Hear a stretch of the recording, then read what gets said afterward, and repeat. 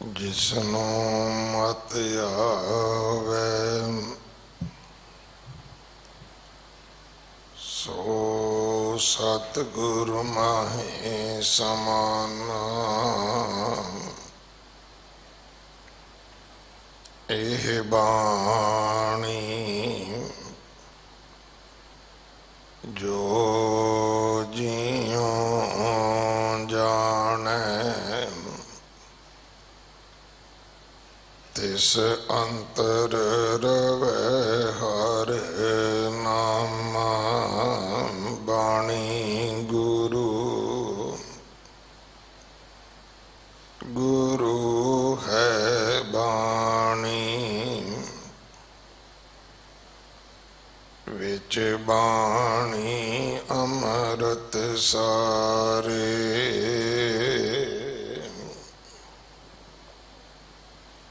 गुर बाणी कहे सेवक जन मानै पर तख गुरु निस्तारे। बाणी बिरलो विचार सी जे को गुरमुख होए।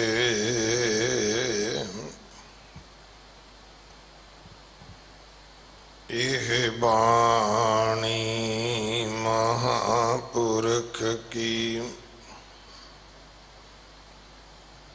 निज कर वासा होए।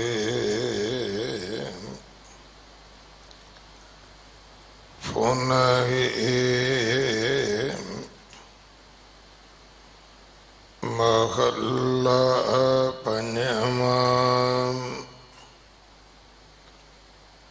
एक ओंकार सतगुर प्रसाद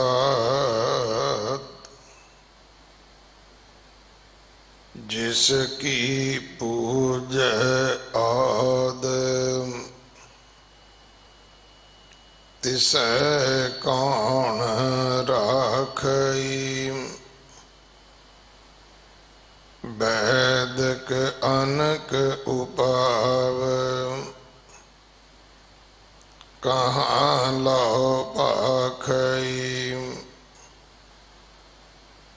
एको चेत गवार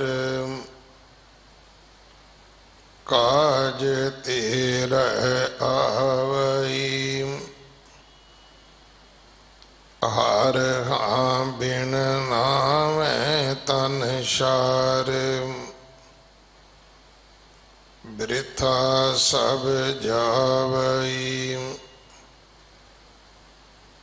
आखद नाम अपार अमोलक पीजई। मिल मिल खावे संत सगल का दीजई। जिसे परापत होए तिसे ही पावने। हर हाम हाँ बलिहारी तिन जे हर रंग रावणे। वैदा संदा संग इकट्ठा होया। आखद आए रास विच आप खलोया। जो जो ओना कर्म सो कर्म होए पसरिया हर हाँ दुख रोग सब पाप तन ते खिसरिया जो जो ओना कर्म सो कर्म होए पसरिया हर हाँ दुख रोग सब पाप तन ते खिसरिया।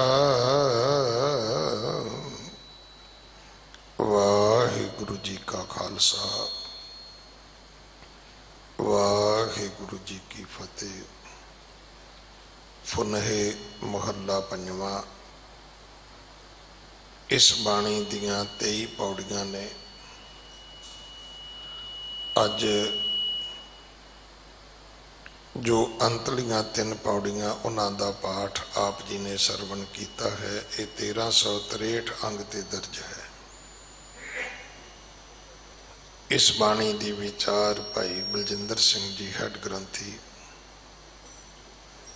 गुरुद्वारा साहब मजनू का टिला आप जी नूं सरवण करवाउणगे।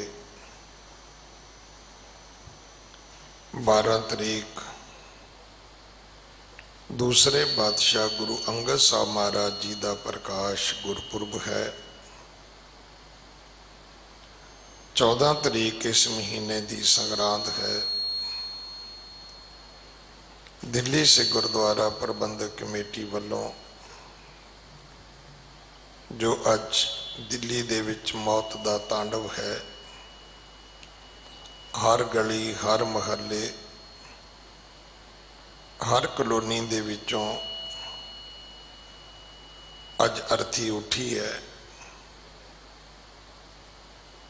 ये दुख दिता भी रब ने है, कटना भी उस रब ने है।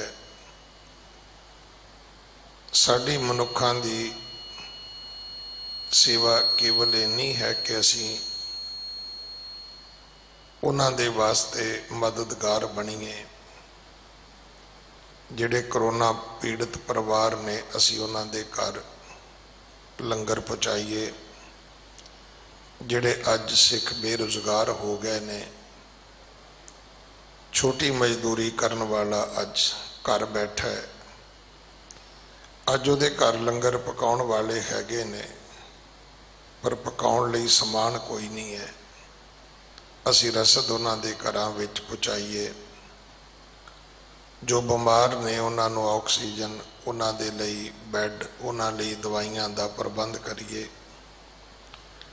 सो मेरी सब नूं बेनती है कि सब गल्लां तो उपर उठ के हर सिख दा फर्ज बनदा है, क्योंकि दुनिया जदों साडी वडियाई करदी है, अद्धियां दी नहीं करदी, सारियां दी करदी है। तो इस करके हर सिख दा ये फर्ज है कि वह अपनी गली कलोनी मुहल्ले दे विच ये सेवा निभावे। जिहड़े हथीं सेवा कर सकते ने वो वलंटीयर के तौर पर सेवा करन। जो रसद दे सकते ने वो रसद भेजन। जो माया दे सकते ने, देशों विदेशों तो सिखां नूं बेनती है कि साडा ओवरसीज एक बैंक अकाउंट है स्टेट बैंक ऑफ इंडिया का, उहदे विच तुसीं किसी भी बैंक तो पैसे भेज सकते हो। जिहड़ा तुसीं मनी ग्राम या वैसटर्न यूनीयन के राही भेजते हो, इसे करके वो पैसे नहीं आउंदे। सीधे डायरैक्ट बैंक तो कोई भी देश होवे इंडिया तो बाहर, उस वक्त ये FCR अकाउंट है, ये माया तुहाडी इस सेवा विच पहुँच सकती है। सो आओ आप सारे रल मिल के जो रकाबगंज साहब, दमदमा साहब, बाला साहब बैड ला के लोगों दीयां जानां बचाउण दी कोशिश की जा रही है, इस उद्यम का आपां भी हिस्सा बनीए। जिन्हां दे घरां विच रब ने कोई दुख, कोई तकलीफ, कोई फजूल खर्ची नहीं पाई, मेरी उन्हां सारिआं नूं बेनती है कि आप जी अगे आके अपना दसवंध उन्हां दी सेवा विच दिओ जिहड़े अज बहुत वड्डी मुसीबत विच ने। और साडा बहुत वड्डा विश्वास है कि जदों असीं रब दे बंदियां दी सेवा करांगे तां कर भला सो हो भला। ये साडे बजुर्गां दा एक स्लोगन सी कि जदों असीं दूजियां दा भला करांगे रब साडा करेगा। आओ सारे एक दूजे दा दारू बणीए। अगले समय वास्ते भाई बलजिंदर सिंह जी पासों गुरबाणी विचार सरवण करिए।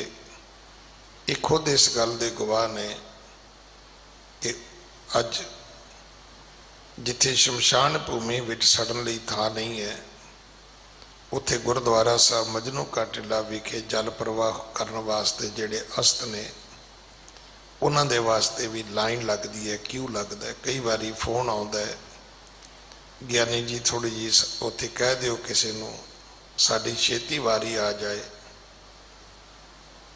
बहुत मन द्रवदा है कि ये दिन भी आने सन कि सानू अपने बजुर्गों दियां अस्थियां जिन्हों असीं फुल कह दिंदे आ उन्हां दे तारन वास्ते भी सानू सिफारिश की लोड़ पवेगी भी साडा नंबर छेती आना चाहिए। शायद किसी भी युग विच किसी भी व्यक्ति ने इस तरह की कल्पना नहीं की होएगी। बहुत सारिया आपदा धरती ते आईयां होणगियां, सोके पै होणगे, काल पै होणगे, महामारियां आईयां होणगियां, पर सारी दुनिया में इको बार आ जान शायद ऐसा समा कदे भी नहीं आया होएगा। सो आओ गुरु चरणों में अरदास करिए। मैं कल भी बेनती परसों भी की सी कि आपां घरां विच सहज पाठ करिए, सुखमनी साहब दे पाठ करिए, असी अखंड पाठ करिए, थां थां ते सरबत दे भले दे पाठ होण, अरदास होवे। वाहिगुरु जी का खालसा, वाहिगुरु जी की फतेह।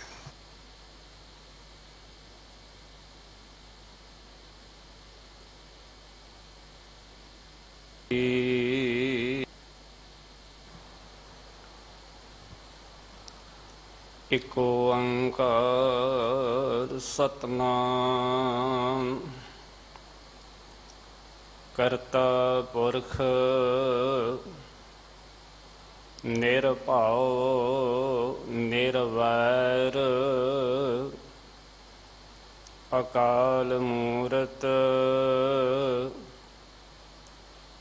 अजूनी सैभं गुर प्रसाद।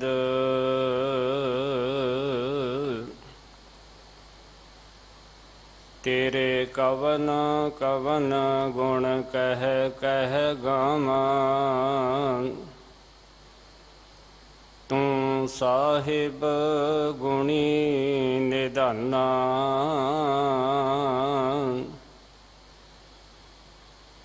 तुमरी महिमा बरन ना साकों, तू ठाकुर ऊच भगवाना। मैं हर हर नाम धर सोई, ज्यों भावै त्यों राख मेरे साहिब। मैं तुझ बिन अवर ना कोई, मैं तान दीवान तू है मेरा स्वामी। मैं तुद आगे अरदास,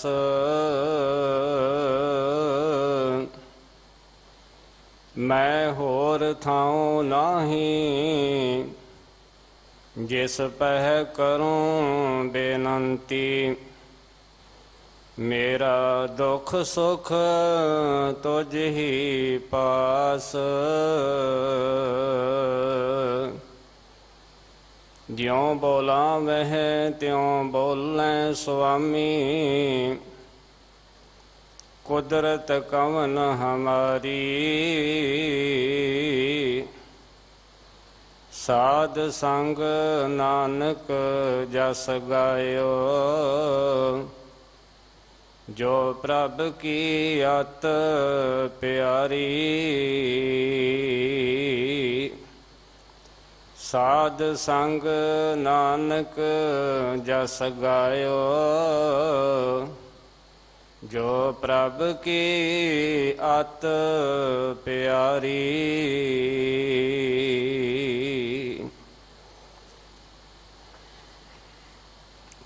8ਵੇਂ ਪਾਤਸ਼ਾਹ ਸ੍ਰੀ ਹਰਿ ਕ੍ਰਿਸ਼ਨ ਧਿਆਈਐ, ਜਿਸ ਡਿਠੇ ਸਭ ਦੁੱਖ ਜਾਏ। ਇਹਨਾਂ ਅਜਮਤਾਂ ਇਹਨਾਂ ਵਡਿਆਈਆਂ ਦੇ ਮਾਲਕ ਬਾਲਾ ਪ੍ਰੀਤਮ ਧੰਨ ਧੰਨ ਸਤਿਗੁਰੂ ਸ੍ਰੀ ਗੁਰੂ ਹਰਿਕ੍ਰਿਸ਼ਨ ਸਾਹਿਬ ਜੀ ਮਹਾਰਾਜ ਜੀਆਂ ਦੇ ਪਾਵਨ ਪਵਿੱਤਰ ਅਸਥਾਨ ਗੁਰਦੁਆਰਾ ਬੰਗਲਾ ਸਾਹਿਬ ਜੀ ਵਿਖੇ ਜੁਗੋ ਜੁਗ ਅਟਲ ਚਵਰ ਛਤਰ ਤਖਤ ਦੇ ਮਾਲਕ ਬਾਣੀ ਗੁਰੂ ਸ਼ਬਦ ਗੁਰੂ ਧੰਨ ਧੰਨ ਸਤਿਗੁਰੂ ਸ੍ਰੀ ਗੁਰੂ ਗ੍ਰੰਥ ਸਾਹਿਬ ਜੀ ਮਹਾਰਾਜ ਜੀਆਂ ਦੇ ਪਾਵਨ ਪਵਿੱਤਰ ਸੱਚਖੰਡ ਦਰਬਾਰ ਦੀਆਂ ਹਾਜ਼ਰੀਆਂ ਭਰ ਰਹੀ ਔਰ ਮੀਡੀਏ ਦੇ ਰਾਹੀਂ ਦੇਸਾਂ ਵਿਦੇਸਾਂ ਦੇ ਵਿੱਚ ਘਰ ਬਹਿ ਕੇ ਗੁਰਬਾਣੀ ਦੇ ਨਾਲ ਜੁੜ ਕੇ ਗੁਰੂ ਰੂਪ ਗੁਰੂ ਪਿਆਰੀ ਗੁਰੂ ਸਵਾਰੀ ਸਾਧ ਸੰਗਤ ਆਪਣੇ ਜੀਵਨ ਨੂੰ ਸਫਲਿਆਂ ਬਣਾ ਰਹੇ ਹੋ। ਆਓ ਗੁਰਬਾਣੀ ਦੀ ਵਿਚਾਰ ਦੇ ਨਾਲ ਜੁੜਨ ਤੋਂ ਪਹਿਲਾਂ ਬੜੇ ਪਿਆਰ ਅਦਬ ਸਤਿਕਾਰ ਸਹਿਤ ਗੁਰੂ ਫਤਿਹ ਬੁਲਾਓ। ਆਖੋ ਜੀ ਵਾਹਿਗੁਰੂ ਜੀ ਕਾ ਖਾਲਸਾ ਵਾਹਿਗੁਰੂ ਜੀ ਕੀ ਫਤਿਹ। ਫੁਨ ਹੈ ਮਹੱਲਾ ਪੰਜਵਾਂ। ਸ਼ਹੀਦਾਂ ਦੇ ਸਰਤਾਜ ਸ਼ਾਂਤੀ ਦੇ ਪੁੰਜ, ਬਾਣੀ ਕੇ ਬੋਹਿਤ ਜਿਨ੍ਹਾਂ ਬਾਬਤ ਭੱਟ ਜੀ ਬਚਨ ਕਰਦੇ ਹਨ। ਤਰਨ ਗਗਨ ਨਵ ਖੰਡ ਮਹਿ, ਜੋਤ ਸਵਰੂਪੀ ਰਹਿਓ ਭਾਰ। ਭੰਨ ਮਥੁਰਾ ਕਛ ਭੇਦ ਨਹੀਂ, ਗੁਰ ਅਰਜਨ ਪ੍ਰਤੱਖ ਹਰ। ਭੱਟ ਮਥੁਰਾ ਜੀ ਕਹਿੰਦੇ ਨੇ ਧਰਤੀ ਤੋਂ ਲੈ ਕੇ ਆਕਾਸ਼ ਤੱਕ ਸਾਰੀ ਸ੍ਰਿਸ਼ਟੀ ਦੇ ਵਿੱਚ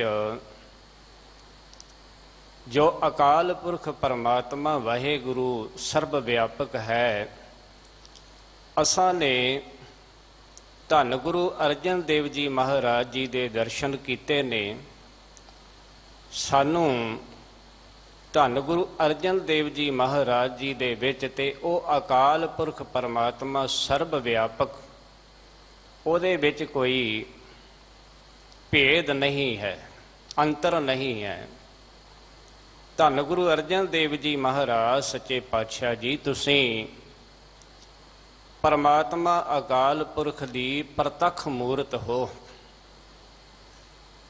ਸੋ ਉਹਨਾਂ ਦੀ ਪਾਵਨ ਬਾਣੀ ਫੁਨਹਿ ਦੇ ਵਿੱਚ ਜੋ ਸਤਿਗੁਰਾਂ ਨੇ ਇਹ ਬਾਣੀ ਉਚਾਰਨ ਕੀਤੀ ਹੈ, ਫੁਨਹਿ ਦਾ ਅਰਥ ਹੁੰਦਾ ਹੈ ਮੋੜ ਮੋੜ। ਜੋ ਬਾਰ ਬਾਰ ਬਾਣੀ ਦੇ ਵਿੱਚ ਇੱਕ ਬਚਨ ਆਇਆ ਹੈ, ਹਰ ਹਾਂ, ਹਰ ਹਾਂ ਬਾਰ ਬਾਰ ਆਇਆ। ਹਰ ਹਾਂ ਉਹ ਅਕਾਲ ਪੁਰਖ ਪਰਮਾਤਮਾ ਵਾਹਿਗੁਰੂ, ਜਿਹਦਾ ਸਿਮਰਨ ਕਰਨ ਵਾਸਤੇ ਸਤਿਗੁਰਾਂ ਨੇ ਸਾਰੀ ਬਾਣੀ ਦੇ ਵਿੱਚ ਸਾਨੂੰ ਉਪਦੇਸ਼ ਬਖਸ਼ਿਸ਼ ਕੀਤਾ ਹੈ। ਅੱਜ ਦੇ ਜੋ ਪਾਵਨ ਬਚਨ ਸਤਿਕਾਰਯੋਗ ਸਨਮਾਨਯੋਗ ਬਹੁਤ ਹੀ ਪਿਆਰ ਵਾਲੇ ਔਰ ਸਾਰਿਆਂ ਨੂੰ ਹੀ ਅਥਾਹ ਪਿਆਰ ਦਿੰਦੇ ਨੇ ਸਿੰਘ ਸਾਹਿਬ ਗਿਆਨੀ ਰਣਜੀਤ ਸਿੰਘ ਜੀ ਇਸ ਪਾਵਨ ਅਸਥਾਨ ਦੇ ਹੈੱਡ ਗ੍ਰੰਥੀ ਸਾਹਿਬ, ਉਹਨਾਂ ਪਾਸੋਂ ਬੜੇ ਪਿਆਰ ਦੇ ਨਾਲ ਉਹਨਾਂ ਦੀ ਰਸਨਾ ਤੋਂ ਇਹ ਪਾਵਨ ਬਚਨ ਆਪਾਂ ਸਰਵਣ ਕੀਤੇ ਨੇ।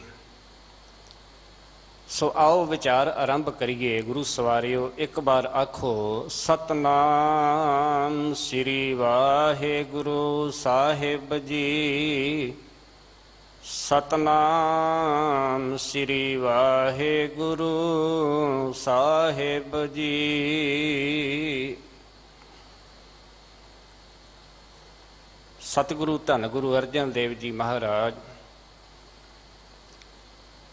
ਬਚਨ ਕਰਦੇ ਹਨ, ਜਿਸ ਕੀ ਪੂਜੈ ਔਦ ਤਿਸੈ ਕੌਣ ਰਾਖਈ।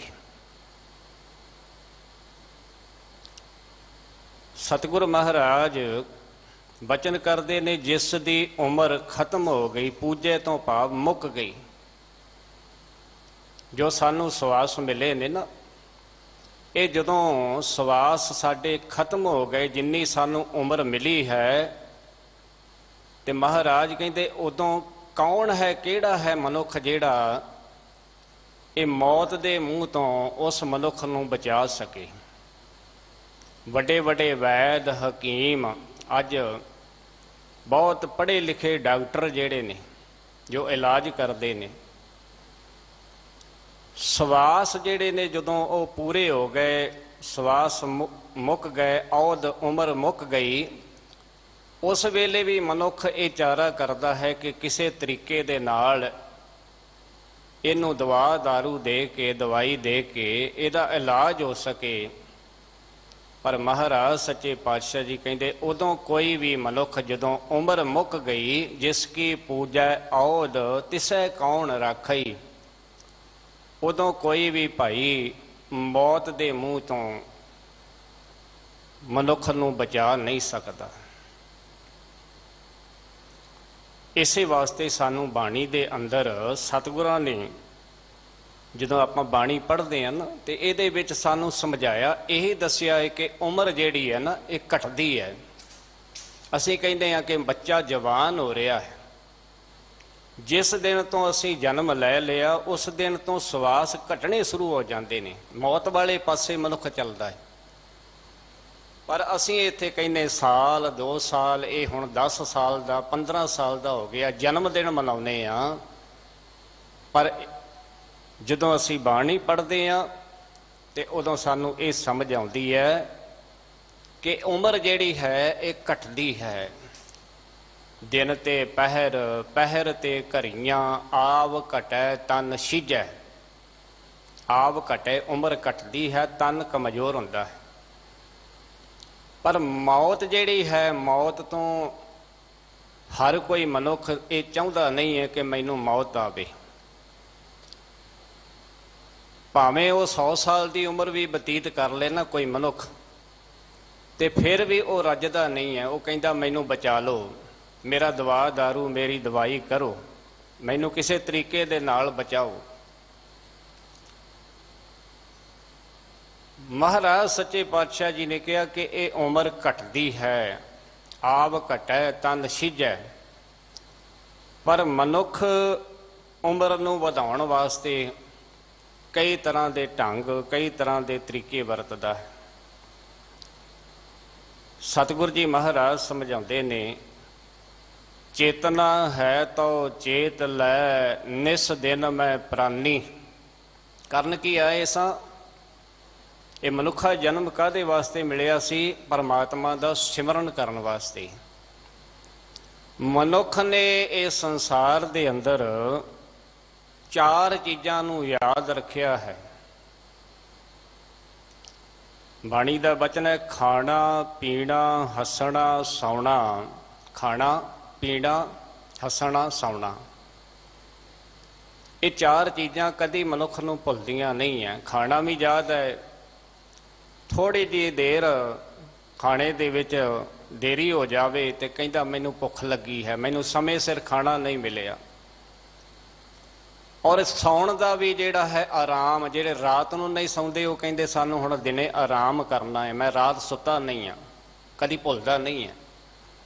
ਖਾਣਾ ਵੀ ਯਾਦ ਹੈ, ਪੀਣਾ ਵੀ ਯਾਦ ਹੈ, ਤੇ ਦੁਨੀਆ ਵਾਲੀਆਂ ਗੱਲਾਂ, ਹੱਸਣਾ, ਇਹ ਵੀ ਉਹਨੂੰ ਯਾਦ ਹੈ। ਸੌਣਾ ਵੀ ਯਾਦ ਹੈ। ਇੱਕ ਚੀਜ਼ ਵਿਸਰ ਗਿਆ, ਵਿਸਰ ਗਿਆ ਹੈ ਮਰਨਾ। ਮੌਤ ਜਿਹੜੀ ਹੈ ਇਸ ਨੂੰ ਭੁਲਾ ਦਿੱਤਾ। ਖਸਮ ਵਿਸਾਰ ਖੁਆਰੀ ਕੀਨੀ, ਧ੍ਰਿਗ ਜੀਵਨ ਨਹੀਂ ਰਹਿਣਾ। ਅਕਾਲ ਪੁਰਖ ਪਰਮਾਤਮਾ ਨੂੰ ਵਿਸਾਰ ਕੇ ਐ ਮਨੁੱਖ ਤੂੰ ਖੁਆਰ ਹੋ ਰਿਹਾ ਹੈ, ਤਰਕਾਰ ਹੈ ਤੇਰਾ ਜੀਵਨ, ਇਹ ਸੰਸਾਰ ਵਿੱਚ ਤੂੰ ਨਹੀਂ ਰਹਿਣਾ। ਸਾਨੂੰ ਸਤਿਗੁਰਾਂ ਨੇ ਮੌਤ ਇਸ ਕਰਕੇ ਯਾਦ ਕਰਾਇਆ ਹੈ ਬਾਰ-ਬਾਰ ਕਿ ਇਹ ਅਵਸ਼ ਹੈ, ਅਟਲ ਹੈ। ਜਿੰਨੇ ਤੈਨੂੰ ਸਵਾਸ ਮਿਲੇ ਨੇ ਇਹਨਾਂ ਤੋਂ ਭੋਗ ਕੇ ਤੂੰ ਅੰਤ ਨੂੰ ਇਹ ਸੰਸਾਰ ਤੋਂ ਜਾਣਾ ਹੈ। ਪਰ ਜਿੰਨੇ ਸਵਾਸ ਮਿਲੇ ਨੇ ਉਹਨਾਂ ਚਿਰ ਉਸ ਮਾਲਕ ਦੀ ਸਿਫਤ ਸਲਾਹ ਕਰ। ਇਹ ਮਨੁੱਖਾ ਜਨਮ ਤੈਨੂੰ ਮਿਲਿਆ ਹੈ ਨਾਮ ਜਪਣ ਵਾਸਤੇ, ਸਿਮਰਨ ਕਰਨ ਵਾਸਤੇ, ਸੇਵਾ ਕਰਨ ਵਾਸਤੇ। ਦੁਨੀਆ ਦੇ ਵਿੱਚ ਸੇਵਾ ਕਰ ਤਾਂ ਕਿ ਤੈਨੂੰ ਦਰਗਾਹ ਪਰਮਾਤਮਾ ਦੀ ਹਜ਼ੂਰੀ ਦੇ ਵਿੱਚ ਆਦਰ ਤੇ ਮਾਣ ਤੇ ਸਤਿਕਾਰ ਮਿਲੇ। ਸੇਵਾ ਤੇ ਸਿਮਰਨ, ਜਿੱਥੇ ਸਿਮਰਨ ਜ਼ਰੂਰੀ ਹੈ ਸਿਮਰਨ ਦੇ ਨਾਲ ਸੇਵਾ ਵੀ ਜ਼ਰੂਰੀ ਹੈ। ਵਿੱਚ ਦੁਨੀਆ ਸੇਵ ਕਮਾਈ ਹੈ ਤਾਂ ਦਰਗਹਿ ਬੈਸਣ ਪਾਈ ਹੈ। ਸੇਵਾ ਇਸ ਵਾਸਤੇ ਮਹਾਰਾਜ ਸੱਚੇ ਪਾਤਸ਼ਾਹ ਜੀ ਬਚਨ ਕਰਦੇ ਨੇ ਕਿ ਉਸ ਅਕਾਲ ਪੁਰਖ ਪਰਮਾਤਮਾ ਦਾ ਨਾਮ ਜਪਣਾ, ਸਿਮਰਨ ਕਰਨਾ ਇਹ ਤੈਨੂੰ ਭੁੱਲ ਗਿਆ। ਭੁੱਲਿਆ ਕਿਉਂ? ਵਿਸਰ ਗਿਆ ਹੈ ਮਰਨਾ। ਖਸਮ ਵਿਸਾਰ ਖੁਆਰੀ ਕੀਨੀ, ਧ੍ਰਿਗ ਜੀਵਨ। ਜੀਵਨ ਤੇਰਾ ਜਿਹੜੀ ਜ਼ਿੰਦਗੀ ਤੈਨੂੰ ਮਿਲੀ ਹੈ ਇਹ ਧ੍ਰਿਗ ਹੈ। ਧ੍ਰਿਗ ਦਾ ਅਰਥ ਹੈ ਫਟਕਾਰ ਪਾਉਣੀ। ਔਰ ਧ੍ਰਿਗ ਦਾ ਜਿਹੜਾ ਅਰਥ ਹੈ ਨਾ, ਭਾਈ ਕਾਹਨ ਸਿੰਘ ਜੀ ਨਾਭਾ ਮਹਾਨ ਕੋਸ਼ ਦੇ ਵਿੱਚ ਇਹਦੇ ਅਰਥ ਕੀਤੇ ਨੇ ਕਿ ਕਿਸੇ ਨੂੰ 1000 ਵਾਰ ਫਟਕਾਰ ਪਾਉਣੀ ਹੋਵੇ ਤੇ ਉੱਥੇ ਧ੍ਰਿਗ ਦਾ ਪ੍ਰਯੋਗ ਕੀਤਾ ਜਾਂਦਾ ਹੈ। ਤੇ ਬਾਣੀ ਦੇ ਵਿੱਚ ਆਪਾਂ ਕਈ ਵਾਰ ਦਰਸ਼ਨ ਕੀਤੇ ਨੇ, ਧ੍ਰਿਗ ਧ੍ਰਿਗ ਖਾਇਆ, ਧ੍ਰਿਗ ਧ੍ਰਿਗ ਸੋਇਆ, ਧ੍ਰਿਗ ਧ੍ਰਿਗ ਕਾਪੜ ਅੰਗ ਚੜਾਇਆ। ਖਸਮ ਨੂੰ ਪਰਮਾਤਮਾ ਨੂੰ ਵਿਸਾਰ ਦਿੱਤਾ। ਖਾਣਾ ਪੀਣਾ ਇਹ ਸਾਰਾ ਕੁਝ ਤੂੰ ਕਰ ਰਿਹਾ ਹੈ, ਕਦੀ ਉਸ ਮਾਲਕ ਨੂੰ ਯਾਦ ਨਹੀਂ ਕੀਤਾ। ਧ੍ਰਿਗ ਜੀਵਨ ਨਹੀਂ ਰਹਿਣਾ। ਪ੍ਰਾਣੀ ਏਕੋ ਨਾਮ ਧਿਆਵੋ, ਆਪਣੀ ਪਤ ਛੇਤੀ ਕਰ ਜਾਵੋ। ਤੇ ਸਤਿਗੁਰੂ ਮਹਾਰਾਜ ਜੀ ਨੇ ਸਾਨੂੰ ਇਹ ਸਮਝਾਇਆ ਹੈ ਕਿ ਸਵਾਸ ਜਿਹੜੇ ਨੇ ਜਿੰਨੇ ਦਿੱਤੇ ਹੋਏ ਨੇ, ਇਹ ਤੂੰ ਇਹ ਸੰਸਾਰ ਦੇ ਵਿੱਚ ਆਇਆ ਹੈ ਉਹ ਪਰਮਾਤਮਾ ਦਾ ਸਿਮਰਨ ਕਰਨ ਵਾਸਤੇ। ਤੇ ਛਿਨ ਛਿਨ ਕਰਕੇ ਇਹ ਸਵਾਸ ਤੇਰੇ ਜਿਹੜੇ ਨੇ ਘਟ ਰਹੇ ਨੇ। ਤੂੰ ਵੱਡਾ ਨਹੀਂ ਹੋ ਰਿਹਾ, ਛੋਟਾ ਹੋ ਰਿਹਾ ਹੈ। ਮਰਨ ਵਾਲੇ ਪਾਸੇ ਜਾ ਰਿਹਾ, ਮੌਤ ਵਾਲੇ ਪਾਸੇ ਜਾ ਰਿਹਾ। ਚੇਤਨਾ ਹੈ ਤੋ ਚੇਤ ਲੈ, ਨਿਸ ਦਿਨ ਮੈਂ ਪ੍ਰਾਨੀ। ਛਿਨ ਛਿਨ ਔਦ ਬਿਹਾਤ ਹੈ, ਫੂਟੈ ਘਟ ਜਿਉ ਪਾਨੀ। ਫੂਟੈ ਘਟ ਜਿਉ ਪਾਨੀ, ਜਿਵੇਂ ਤ੍ਰੇੜਿਆ ਹੋਇਆ ਘੜਾ, ਤਿੜਕਿਆ ਹੋਇਆ ਘੜਾ, ਉਹਦੇ ਵਿੱਚ ਪਾਣੀ ਪਾਈਏ ਤੇ ਪਾਣੀ ਹੌਲੀ ਹੌਲੀ ਉਹਦੇ ਵਿੱਚੋਂ ਨਿਕਲ ਨਿਕਲ ਕੇ ਘਟ ਜਾਂਦਾ ਹੈ, ਖਤਮ ਹੋ ਜਾਂਦਾ ਹੈ। ਇਸੇ ਤਰ੍ਹਾਂ ਛਿਨ ਛਿਨ ਔਦ, ਇਹ ਛਿਨ ਛਿਨ ਕਰਕੇ ਔਦ ਉਮਰ ਜਿਹੜੀ ਹੈ ਘਟ ਰਹੀ ਹੈ। ਫੂਟੈ ਘਟ ਜਿਉ ਪਾਨੀ। ਫਿਰ ਪਾਤਸ਼ਾਹ ਜੀ ਗੁਰੂ ਤੇਗ ਬਹਾਦਰ ਸਾਹਿਬ ਜੀ ਬਚਨ ਕਰਦੇ ਨੇ, ਹਰ ਗੁਣ ਕਾਹੇ ਨਾ ਗਾਵਹੀ, ਮੂਰਖ ਅਗਿਆਨਾ। ਝੂਠੈ ਲਾਲਚ ਲਾਗ ਕੈ, ਨਹਿ ਮਰਨ ਪਛਾਨਾ। ਜੇ ਤੂੰ ਪਰਮਾਤਮਾ ਦੇ ਗੁਣ ਨਹੀਂ ਗਾਉਂਦਾ, ਸਿਫਤ ਸਲਾਹ ਨਹੀਂ ਕਰਦਾ, ਤੂੰ ਮੂਰਖ ਹੈ, ਤੈਨੂੰ ਗਿਆਨ ਨਹੀਂ ਹੈ, ਤੂੰ ਅਗਿਆਨੀ ਹੈ, ਗਿਆਨ ਤੋਂ ਹੀੜਾ ਹੈ। ਝੂਠੇ ਸੰਸਾਰ ਦੇ ਨਾਸਵੰਤ ਪਦਾਰਥਾਂ ਲਾਲਚਾਂ ਦੇ ਵਿੱਚ ਲੱਗ ਕੇ ਤੂੰ ਮੌਤ ਭੁੱਲ ਗਿਆ। ਨਹਿ ਮਰਨ ਪਛਾਨਾ, ਤੈਨੂੰ ਮੌਤ ਚੇਤੇ ਨਹੀਂ ਰਹੀ। ਤੇ ਫਿਰ ਪਾਤਸ਼ਾਹ ਜੀ ਨੇ ਇਹ ਸਮਝਾਇਆ ਹੈ ਕਿ ਜੇ ਤੂੰ ਇੰਨਾ ਚਿਰ ਇੰਨਾ ਸਮਾਂ ਜੇ ਪਹਿਲਾਂ ਗਵਾ ਦਿੱਤਾ ਹੈ ਨਾ, ਤੇ ਅਜੇ ਵੀ ਤੇਰਾ ਕੁਝ ਨਹੀਂ ਵਿਗੜਿਆ। ਹੁਣ ਹੀ ਤੂੰ ਚੰਗੇ ਪਾਸੇ ਲੱਗ ਜਾ। ਅਜਹੂ ਕਛ ਬਿਗੜਿਓ ਨਹੀਂ, ਜੋ ਪ੍ਰਭ ਗੁਣ ਗਾਵੇ। ਜਿਹੜਾ ਪ੍ਰਮਾਤਮਾ ਦੇ ਗੁਣ ਗਾਵੇ, ਜਿਹੜਾ ਪ੍ਰਮਾਤਮਾ ਦੀ ਸਿਫਤ ਸਲਾਹ ਗਾਵੇ, ਅਜੇ ਵੀ ਕੁਝ ਨਹੀਂ ਵਿਗੜਿਆ। ਕਹੋ ਨਾਨਕ ਤਿਹ ਭਜਨ ਤੇ ਨਿਰਭੈ ਪਦ ਪਾਵੈ। ਨਿਰਭੈ ਪਦ, ਜਿਹੜਾ ਡਰ ਰਹਿਤ, ਉਹ ਉੱਚਾ ਦਰਜਾ ਤੈਨੂੰ ਪ੍ਰਾਪਤ ਹੋ ਜਾਵੇਗਾ, ਜਿੱਥੇ ਜਾ ਕੇ ਕਿਸੇ ਪ੍ਰਕਾਰ ਦਾ ਕੋਈ ਡਰ ਨਹੀਂ ਹੈ। ਇਹ ਭਜਨ ਪਰਮਾਤਮਾ ਦਾ ਸਿਮਰਨ ਦੇ ਨਾਲ ਹੋ ਸਕਦਾ ਹੈ, ਨਹੀਂ ਤੇ ਮਨੁੱਖ ਡਰਦਾ ਹੈ, ਮਨੁੱਖ ਘਬਰਾਉਂਦਾ ਹੈ। ਘਬਰਾਉਂਦਾ ਕਿਉਂ ਹੈ? ਵਿਛੜਿਆ ਹੋਇਆ ਹੈ ਨਾ। ਮਨ ਨੂੰ ਸ਼ਾਂਤੀ ਨਹੀਂ, ਮਨ ਭਟਕਦਾ ਹੈ, ਮਨ ਟਿਕਦਾ ਨਹੀਂ ਹੈ। ਧਨਾਸਰੀ ਰਾਗ ਦੇ ਅੰਦਰ ਪਾਤਸ਼ਾਹ ਜੀ ਮਹਾਰਾਜ ਜੀ ਨੇ, ਗੁਰੂ ਨਾਨਕ ਪਾਤਸ਼ਾਹ ਜੀ ਦਾ ਬਚਨ ਹੈ ਕਿ ਸੰਸਾਰ ਜਿਹੜਾ ਹੈ, ਜਿਹੜੇ ਨਾਮ ਨਹੀਂ ਜਪਦੇ, ਜਿਹੜੇ ਪਰਮਾਤਮਾ ਦਾ ਸਿਮਰਨ ਨਹੀਂ ਕਰਦੇ, ਜਿਹੜੇ ਸਤ ਸੰਗਤ ਨਹੀਂ ਕਰਦੇ, ਗੁਰੂ ਦੀ ਬਾਣੀ ਨਹੀਂ ਪੜ੍ਹਦੇ, ਗੁਰੂ ਦੇ ਦਰਸ਼ਨ ਨਹੀਂ ਕਰਦੇ, ਉਹਨਾਂ ਦਾ ਜੀਵਨ, ਉਹਨਾਂ ਵਾਸਤੇ ਇਹ ਸੰਸਾਰ ਜਿਹੜਾ ਹੈ ਦੁੱਖਾਂ ਦਾ ਸਮੁੰਦਰ ਹੈ। ਤੇ ਜਦੋਂ ਇਹ ਬਾਣੀ ਆਪਾਂ ਪੜ੍ਹਦੇ ਹਾਂ ਨਾ, ਦੋ ਸ਼ਬਦ ਹੈ ਧਨਾਸਰੀ ਰਾਗ ਦੇ ਵਿੱਚ ਗੁਰੂ ਨਾਨਕ ਪਾਤਸ਼ਾਹ ਜੀ ਦੇ। ਪਹਿਲਾ ਸ਼ਬਦ ਹੈ ਆਰੰਭਤਾ ਵਾਲਾ ਹੀ, ਜੀਓ ਡਰਤ ਹੈ ਆਪਣਾ ਕੈ ਸਿਉ ਕਰੀ ਪੁਕਾਰ, ਦੁਖ ਵਿਸਾਰਨ ਸੇਵਿਆ ਸਦਾ ਸਦਾ ਦਾਤਾਰ। ਜੀਓ ਜਿੰਦ, ਸਾਡਾ ਮਨ ਜਿਹੜਾ ਹੈ ਡਰਦਾ ਹੈ, ਇਹ ਦੁੱਖਾਂ ਦਾ ਸਮੁੰਦਰ ਸੰਸਾਰ, ਇਹਦੇ ਵਿੱਚ ਮਨੁੱਖ ਡਰਦਾ ਹੈ ਕਿਹਦੇ ਅੱਗੇ ਪੁਕਾਰ ਕੀਤੀ ਜਾਵੇ, ਕਿਹਦੇ ਅੱਗੇ ਤਰਲਾ ਲਿਆ ਜਾਵੇ। ਅੱਜ ਸਾਰਾ ਸੰਸਾਰ ਡਰ ਰਿਹਾ, ਸਹਿਮਿਆ ਹੋਇਆ ਇੱਕ ਮਹਾਮਾਰੀ, ਇਸ ਕਰੋਨੇ ਦੀ ਬਿਮਾਰੀ ਤੋਂ। ਤੇ ਹਰ ਇੱਕ ਗੁਰਦੁਆਰੇ ਦੇ ਵਿੱਚ ਗੁਰੂ ਕੇ ਵਜ਼ੀਰ, ਇਸ ਪਾਵਨ ਅਸਥਾਨ ਦੇ ਹੈੱਡ ਗ੍ਰੰਥੀ ਸਾਹਿਬ ਸਿੰਘ ਸਾਹਿਬ ਗਿਆਨੀ ਰਣਜੀਤ ਸਿੰਘ ਜੀ ਸਵੇਰ ਵੇਲੇ ਸ਼ਾਮ ਵੇਲੇ ਇਹ ਅਰਦਾਸ ਕਰਦੇ ਨੇ ਸਰਬੱਤ ਦੇ ਭਲੇ ਵਾਸਤੇ। ਜਗਤ ਜਲੰਦਾ ਰੱਖ ਲੈ ਆਪਣੀ ਕਿਰਪਾ ਧਾਰ, ਜਿਤ ਦੁਆਰੇ ਉਭਰੈ ਤਿਤੈ ਲਿਹੋ ਉਵਾਰ। ਇਹ ਅਰਦਾਸ ਸਰਬੱਤ ਦੇ ਭਲੇ ਵਾਸਤੇ, ਕਿਉਂਕਿ ਅੱਜ ਹਰ ਇੱਕ ਜੀਵ ਜਿਹੜਾ ਹੈ, ਪਤਾ ਨਹੀਂ ਕਿਸੇ ਦਾ ਵੀ, ਘੜੀ ਦਾ ਪਤਾ ਨਹੀਂ, ਮਨੁੱਖ ਮੇਰੀ ਮੇਰੀ ਕਰਦਾ ਹੈ। ਔਰ ਅੱਜ ਸਹਿਮਿਆ ਹੋਇਆ ਹੈ, ਅੱਜ ਪਰਮਾਤਮਾ ਨੂੰ ਯਾਦ ਕਰਨ ਦੀ ਲੋੜ ਹੈ। ਜਿਵੇਂ ਭਾਈ ਸਾਹਿਬ ਜੀ ਕਹਿ ਰਹੇ ਸਨ ਸਿੰਘ ਸਾਹਿਬ ਕਿ ਆਪ ਸਹਿਜ ਪਾਠ ਆਰੰਭ ਕਰੋ, ਸੁਖਮਨੀ ਸਾਹਿਬ ਦੇ ਪਾਠ ਕਰੋ, ਪਾਠ ਕਰਕੇ ਸਰਬੱਤ ਦੇ ਭਲੇ ਵਾਸਤੇ ਅਰਦਾਸ ਕਰੋ, ਸਰਬੱਤ ਦੇ ਭਲੇ ਵਿੱਚ ਵਾਸਤੇ। ਜੇ ਸਰਬੱਤ ਦਾ ਭਲਾ ਹੈ ਤੇ ਉਹਦੇ ਵਿੱਚ ਸਾਡਾ ਵੀ ਭਲਾ ਹੈ, ਆਪਣੀ ਅਰਦਾਸ ਨਹੀਂ, ਸਰਬੱਤ ਦੇ ਭਲੇ ਵਾਸਤੇ। ਸਤਿਗੁਰ ਮਹਾਰਾਜ ਜੀ ਨੇ ਸਾਨੂੰ ਸਮਝਾਇਆ ਹੈ ਕਿ ਕਾਰਨ ਕੀ ਹੈ, ਦੁੱਖ ਵਿਸਾਰਨ ਸੇਵਿਆ, ਦੁੱਖਾਂ ਤੋਂ ਛੁਟਕਾਰਾ ਪਾਉਣਾ ਹੈ, ਦੁੱਖਾਂ ਨੂੰ ਖਤਮ ਕਰਨਾ ਹੈ। ਤੇ ਭਾਈ ਇੱਕੋ ਹੀ ਚਾਰਾ ਹੈ, ਅੱਜ ਲੋੜ ਹੈ ਉਸ ਅਕਾਲ ਪੁਰਖ ਪਰਮਾਤਮਾ ਦੀ ਸਿਫਤ ਸਲਾਹ ਕੀਤੀ ਜਾਵੇ ਔਰ ਗੁਰੂ ਕੀ ਬਾਣੀ, ਕਿਉਂਕਿ ਗੁਰੂ ਦੀ ਬਾਣੀ ਪਰਮਾਤਮਾ ਦੀ ਸਿਫਤ ਸਲਾਹ ਦੀ ਬਾਣੀ ਹੈ। ਪਰਮਾਤਮਾ ਦਾ ਸਿਮਰਨ ਕਰ ਲਓ ਜਾਂ ਗੁਰੂ ਦੀ ਬਾਣੀ ਪੜ੍ਹ ਲਓ। ਗੁਰੂ ਦੀ ਬਾਣੀ ਅੰਮ੍ਰਿਤ ਬਾਣੀ ਹੈ। ਜਦੋਂ ਆਪਾਂ ਬਾਣੀ ਦੇ ਵਿੱਚ ਪੜ੍ਹਦੇ ਹਾਂ ਨਾ, ਵਾਹ ਵਾਹ ਬਾਣੀ ਨਿਰੰਕਾਰ ਹੈ, ਤਿਸ ਜੇਵੜ ਅਵਰ ਨ ਕੋਏ। ਇਹ ਬਾਣੀ ਨਿਰੰਕਾਰ ਹੈ। ਜਿਹੜੇ ਬਾਣੀ ਦੇ ਨਾਲ ਗੁਰਮੁਖ ਪਿਆਰੇ ਜੁੜੇ ਨੇ, ਉਹਨਾਂ ਨੂੰ ਪਤਾ ਹੈ ਕਿ ਬਾਣੀ ਦੇ ਵਿੱਚ ਕੀ ਕੁਝ ਹੈ। ਬਾਣੀ ਮਨ ਨੂੰ ਧਰਵਾਸ ਦਿੰਦੀ, ਮਨ ਨੂੰ ਸ਼ਾਂਤ ਕਰਦੀ ਹੈ। ਸਦਾ ਉਸ ਮਾਲਕ ਨੂੰ ਯਾਦ ਕਰਨਾ ਹੈ ਤਾਂ ਮਨ ਜਿਹੜਾ ਸਾਡਾ ਟਿਕ ਸਕਦਾ ਹੈ। ਜੀਓ ਤਪਤ ਹੈ ਬਾਰੋ ਬਾਰ, ਤਪ ਤਪ ਖਪੈ ਬਹੁਤ ਬੇਕਾਰ।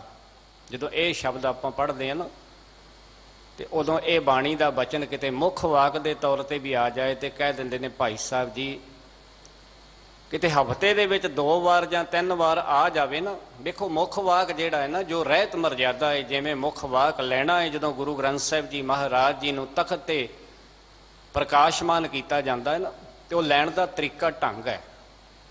ਉਹ ਵੱਖਰੀ ਗੱਲ ਹੈ ਕਿ ਆਪਣੀ ਮਰਜ਼ੀ ਨਾਲ ਕੋਈ ਅੱਗੇ ਪਿੱਛੇ ਕਰ ਲੇ, ਪਰ ਤਰੀਕਾ, ਜਿਹੜੀ ਮਰਜ਼ਾਦਾ ਜਿਹੜੀ ਹੈ, ਉਹ ਸਾਨੂੰ ਦ੍ਰਿੜ ਕਰਾਈ ਹੋਈ ਹੈ ਵੀ ਖੱਬੇ ਪਾਸਿਓਂ ਉੱਪਰੋਂ ਮੁੱਖ ਵਾਕ ਲੈਣਾ ਹੈ। ਜੇ ਤੇ ਉੱਪਰੋਂ ਮੁੱਖ ਵਾਕ ਚੱਲਦਾ ਹੈ ਤੇ ਉੱਤੋਂ ਲੈ ਲੈਣਾ। ਜਿਵੇਂ ਇੱਕ ਸ਼ਬਦ ਆਉਂਦਾ ਹੈ, ਔਖੀ ਘੜੀ ਨਾ ਦੇਖਣ ਦੇਈ ਆਪਣਾ ਬਿਰਦ ਸੰਭਾਲੇ, ਇਹ ਉੱਪਰੋਂ ਆਉਂਦਾ ਹੈ।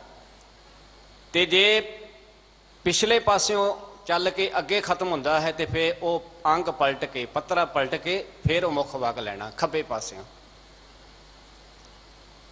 ਸੋ ਸਤਿਗੁਰ ਮਹਾਰਾਜ ਜੀ ਬਚਨ ਕਰਦੇ ਨੇ ਕਿ ਕਾਰਨ ਕੀ ਹੈ, ਅਸੀਂ ਦੁਖੀ ਕਿਉਂ ਹਾਂ। ਜਿਹੜੇ ਆਤਮਿਕ ਤੌਰ ਤੇ ਦੁਖੀ ਹਨ, ਉਹ ਕਾਰਨ ਇਹੀ ਹੈ ਕਿ ਅਸੀਂ ਪਰਮਾਤਮਾ ਅਕਾਲ ਪੁਰਖ ਨੂੰ ਯਾਦ ਨਹੀਂ ਕਰਦੇ, ਪਰਮਾਤਮਾ ਦਾ ਸਿਮਰਨ ਨਹੀਂ ਕਰਦੇ। ਜੀਓ ਤਪਤ ਹੈ ਬਾਰੋ ਬਾਰ, ਬਾਰ ਬਾਰ ਇਹ ਸਾਡਾ ਮਨ ਤਪਦਾ ਹੈ, ਵਿਕਾਰਾਂ ਦੇ ਵਿੱਚ ਖਿੱਚਦਾ ਹੈ। ਅੰਦਰ ਮੇਰ ਤੇਰ ਦੀ ਭਾਵਨਾ ਹੈ, ਅੰਦਰ ਈਰਖਾ ਹੈ, ਅੰਦਰ ਦਵੈਸ ਹੈ, ਅੰਦਰ ਨਿੰਦਿਆ ਚੁਗਲੀ ਹੈ, ਪਤਾ ਨਹੀਂ ਕੀ ਕੁਝ ਭਰਿਆ ਪਿਆ ਹੈ। ਤਪ ਤਪ ਖਪੈ ਬਹੁਤ ਬੇਕਾਰ। ਤੇ ਮਹਾਰਾਜ ਕਹਿੰਦੇ ਜੈ ਤਨ ਬਾਣੀ ਵਿਸਰ ਜਾਏ, ਜਿਉਂ ਪੱਕਾ ਰੋਗੀ ਵਿਲ ਲਾਏ। ਜਿਨ੍ਹਾਂ ਨੂੰ ਭਾਈ ਪਰਮਾਤਮਾ ਦੀ ਸਿਫਤਸਲਾਹ ਦੀ ਬਾਣੀ ਵਿਸਰ ਜਾਂਦੀ ਹੈ, ਭੁੱਲ ਜਾਂਦੇ ਨੇ, ਵਾਹਿਗੁਰੂ ਦਾ ਸਿਮਰਨ ਕਰਨਾ ਭੁੱਲ ਜਾਂਦੇ ਨੇ, ਉਹ ਇਸ ਤਰ੍ਹਾਂ ਫਿਰ ਵਿਲਕਦੇ ਰੋਂਦੇ ਤੇ ਕਰਲਾਉਂਦੇ ਨੇ ਜਿਉਂ ਪੱਕਾ ਰੋਗੀ ਬਿਲ ਲਾਏ। ਜਿਵੇਂ ਪੱਕਾ ਰੋਗੀ ਤੋਂ ਭਾਵ ਜਿਵੇਂ ਕੋੜ ਦਾ ਮਰੀਜ਼ ਹੋਵੇ, ਕੋੜੀ ਹੋਵੇ, ਜਿਵੇਂ ਉਹ ਦੁਖੀ ਹੁੰਦਾ ਹੈ, ਉਹਦੀ ਹਾਲਤ ਇਸ ਤਰ੍ਹਾਂ ਦੀ ਹੈ। ਪਰਮਾਤਮਾ ਵਾਹਿਗੁਰੂ ਦੇ ਸਿਮਰਨ ਤੋਂ ਬਗੈਰ ਜਿਨ੍ਹਾਂ ਦੇ ਹਿਰਦੇ ਵਿੱਚੋਂ ਪਰਮਾਤਮਾ ਦੀ ਸਿਫਤ ਸਲਾਹ ਦੀ ਬਾਣੀ ਵਿਸਰ ਜਾਂਦੀ ਹੈ, ਤੇ ਫਿਰ ਉਹ ਦੁੱਖ ਜਿਹੜਾ ਹੈ ਬਹੁਤਾ ਬੋਲਣ ਚੱਖਣ ਹੋਏ, ਬਿਨ ਬੋਲੇ ਜਾਣੇ ਸਭ ਸੋਏ। ਫਿਰ ਉਹ ਆਪਣਾ ਦੁੱਖ ਦੂਸਰੇ ਨੂੰ ਦੱਸਦਾ ਹੈ ਵੀ ਮੈਂ ਬੜਾ ਦੁਖੀ ਹਾਂ, ਮੇਰਾ ਮਨ ਨਹੀਂ ਟਿਕਦਾ। ਵੀ ਟਿਕਣਾ ਕੀ ਹੈ ਭਾਈ, ਤੂੰ ਕਦੀ ਬਾਣੀ ਪੜ੍ਹੀ ਨਹੀਂ ਹੈ, ਤੂੰ ਸਤ ਸੰਗਤ ਕੀਤੀ ਨਹੀਂ ਹੈ, ਗੁਰੂ ਕੋਲ ਆਇਆ ਨਹੀਂ ਹੈ, ਤੇ ਫਿਰ ਤੂੰ ਬਹੁਤਾ ਜਿਹੜਾ ਆਪਣਾ ਊਲ ਜਲੂਲ ਬੋਲਦਾ ਉਹ ਐਵੇਂ ਵਿਅਰਥ ਹੀ ਹੈ। ਕਿਉਂ? ਕਿਉਂਕਿ ਪਰਮਾਤਮਾ ਜਾਣਦਾ ਹੈ, ਬਿਨ ਬੋਲੇ ਜਾਣੇ ਸਭ ਸੋਏ, ਬਿਨਾਂ ਬੋਲਿਆ ਉਹ ਜਾਣਦਾ ਹੈ। ਫਿਰ ਉਹ ਮਨੁੱਖ ਜਿਹੜਾ ਹੈ ਦੂਸਰੇ ਮਨੁੱਖ ਨੂੰ ਆਪਣਾ ਦੁੱਖ ਦੱਸਦਾ ਹੈ, ਤੇ ਜਦੋਂ ਦੂਸਰੇ ਮਨੁੱਖ ਨੂੰ ਦੁੱਖ ਦੱਸੀਏ ਤੇ ਉਹ ਕਹਿੰਦਾ ਤੂੰ ਕਿੰਨਾ ਦੁਖੀ ਹੈ, ਇਹ ਕੋਈ ਕੁਝ ਵੀ ਦੁੱਖ ਨਹੀਂ, ਮੈਂ ਤੇਰੇ ਨਾਲੋਂ ਵੀ ਦੁਖੀ ਹਾਂ। ਬਾਣੀ ਦੇ ਵਿੱਚ ਬਚਨ ਹੈ, ਕਿਸੇ ਨੂੰ ਤੁਸੀਂ ਆਪਣਾ ਦੁੱਖ ਦੱਸੋ ਨਾ ਤੇ ਉਹ ਤੁਹਾਡਾ ਦੁੱਖ ਨਹੀਂ ਸੁਣੇਗਾ, ਆਪਣਾ ਦੁੱਖ ਦੱਸਣਾ ਸ਼ੁਰੂ ਕਰਦਾ। ਜਿਸ ਮਨੁੱਖ ਪੈ ਕਰੋ ਬੇਨਤੀ ਸੋ ਆਪਣੇ ਦੁੱਖ ਭਰਿਆ, ਉਹਦੇ ਆਪ ਦੁੱਖਾਂ ਨਾਲ ਭਰਿਆ ਪਿਆ ਹੈ। ਪਾਰ ਬ੍ਰਹਮ ਜਿਨ ਹਿਰਦੇ ਆਰਾਧਿਆ, ਤਿੰਨ ਭਾਉ ਸਾਗਰ ਤਰਿਆ।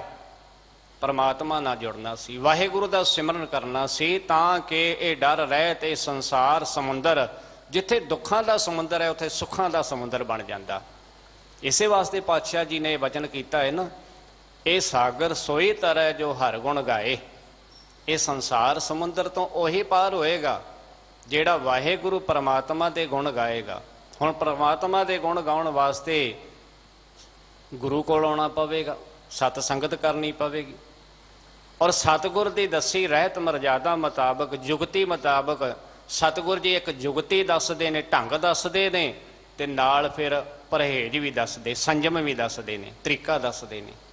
ਅਸੀਂ ਜੁਗਤੀ ਵੀ ਕਿਸੇ ਕੋਲੋਂ ਪੁੱਛਦੇ ਹਾਂ ਤੇ ਪਰਹੇਜ਼ ਵੀ ਬਾਹਰੋਂ ਪੁੱਛਦੇ ਹਾਂ, ਪਰ ਜੇ ਕਿਤੇ ਇਹੀ ਢੰਗ ਅਸੀਂ ਗੁਰੂ ਕੋਲੋਂ ਪੁੱਛ ਲਈਏ, ਸੰਜਮ ਪਰਹੇਜ਼ ਇਹ ਗੁਰੂ ਕੋਲੋਂ ਪੁੱਛ ਲਈਏ, ਗੁਰੂ ਕੋ ਤਾਂ ਹੀ ਪੁੱਛਾਂਗੇ ਨਾ ਜੇ ਗੁਰੂ ਦੀ ਬਾਣੀ ਨਾਲ ਗੁਰੂ ਦੇ ਚਰਨੀ ਲੱਗਾਂਗੇ, ਆਪ ਗੁਰੂ ਦੀ ਬਾਣੀ ਪੜਾਂਗੇ, ਸਤ ਸੰਗਤ ਵਿੱਚ ਆਵਾਂਗੇ।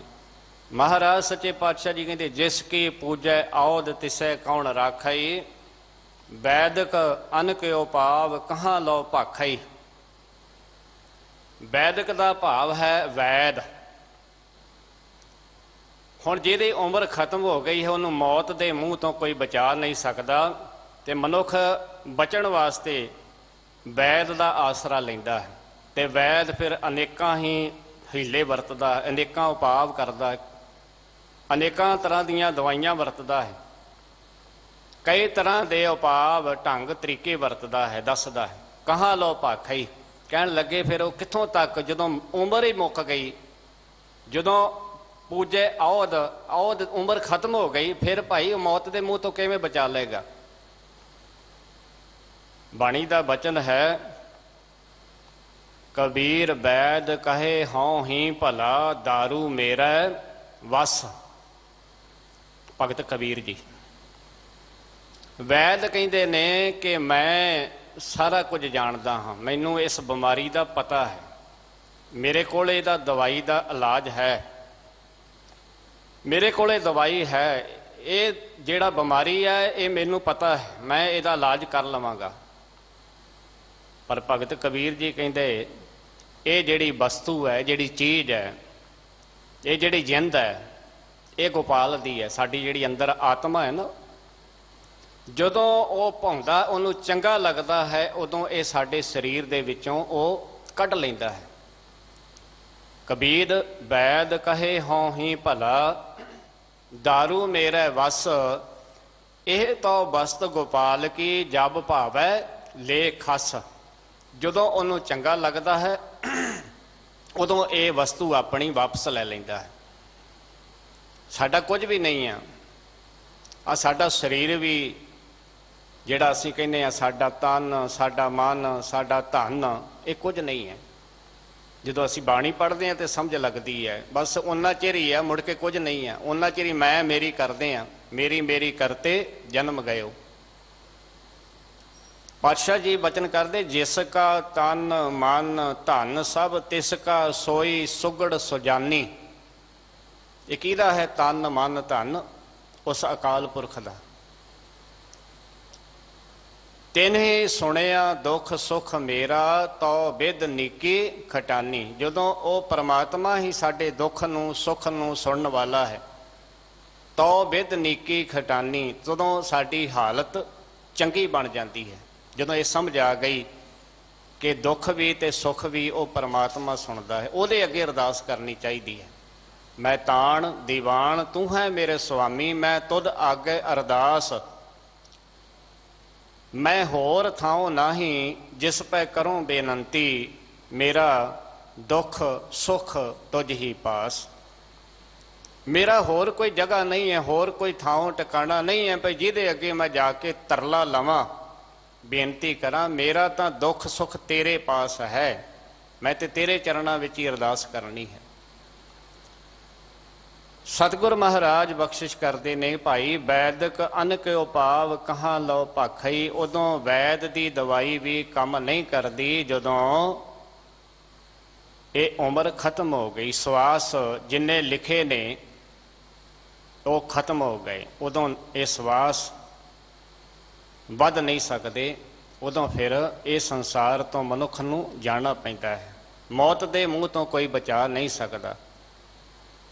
ਮੌਤ ਜਿਹੜੀ ਹੈ ਇਹ ਸਾਰਿਆਂ ਦੇ ਸਿਰਾਂ ਤੇ ਮੰਡਰਾਂਦੀ ਹੈ। ਕਾਲ ਬਿਆਲ ਜਿਉਂ ਪਰਿਓ ਡੋਲੇ, ਮੁਖ ਪਸਾਰੇ ਮੀਤ, ਆਜ ਕਾਲ ਫੁਨ ਤੋਹੇ ਗ੍ਰਸ ਹੈ, ਸਮਝ ਰੱਖੋ ਚੀਤ। ਗੁਰੂ ਤੇਗ ਬਹਾਦਰ ਸਾਹਿਬ ਜੀ। ਅੱਜ ਜਾਂ ਕੱਲ ਇਹਨੇ ਤੈਨੂੰ ਖਾ ਲੈਣਾ ਹੈ, ਤੇਰੇ ਸਿਰ ਤੇ ਮੰਡਰਾਂਦੀ ਹੈ, ਸਮਝ ਰੱਖੋ ਚੀਤ। ਇਸ ਗੱਲ ਨੂੰ ਚੰਗੀ ਤਰ੍ਹਾਂ ਸਮਝ ਲੈ, ਆਪਣੇ ਹਿਰਦੇ ਵਿੱਚ। ਚੀਤ ਕਹਿੰਦੇ ਵਸਾ ਲੈ, ਹਿਰਦੇ ਵਿੱਚ ਵਸਾ ਲੈ। ਤੇ ਕਰ ਕੀ ਫਿਰ? ਕਹੇ ਨਾਨਕ ਰਾਮ ਭਜ ਲੈ, ਜਾਤ ਅਵਸਰ ਬੀਤ।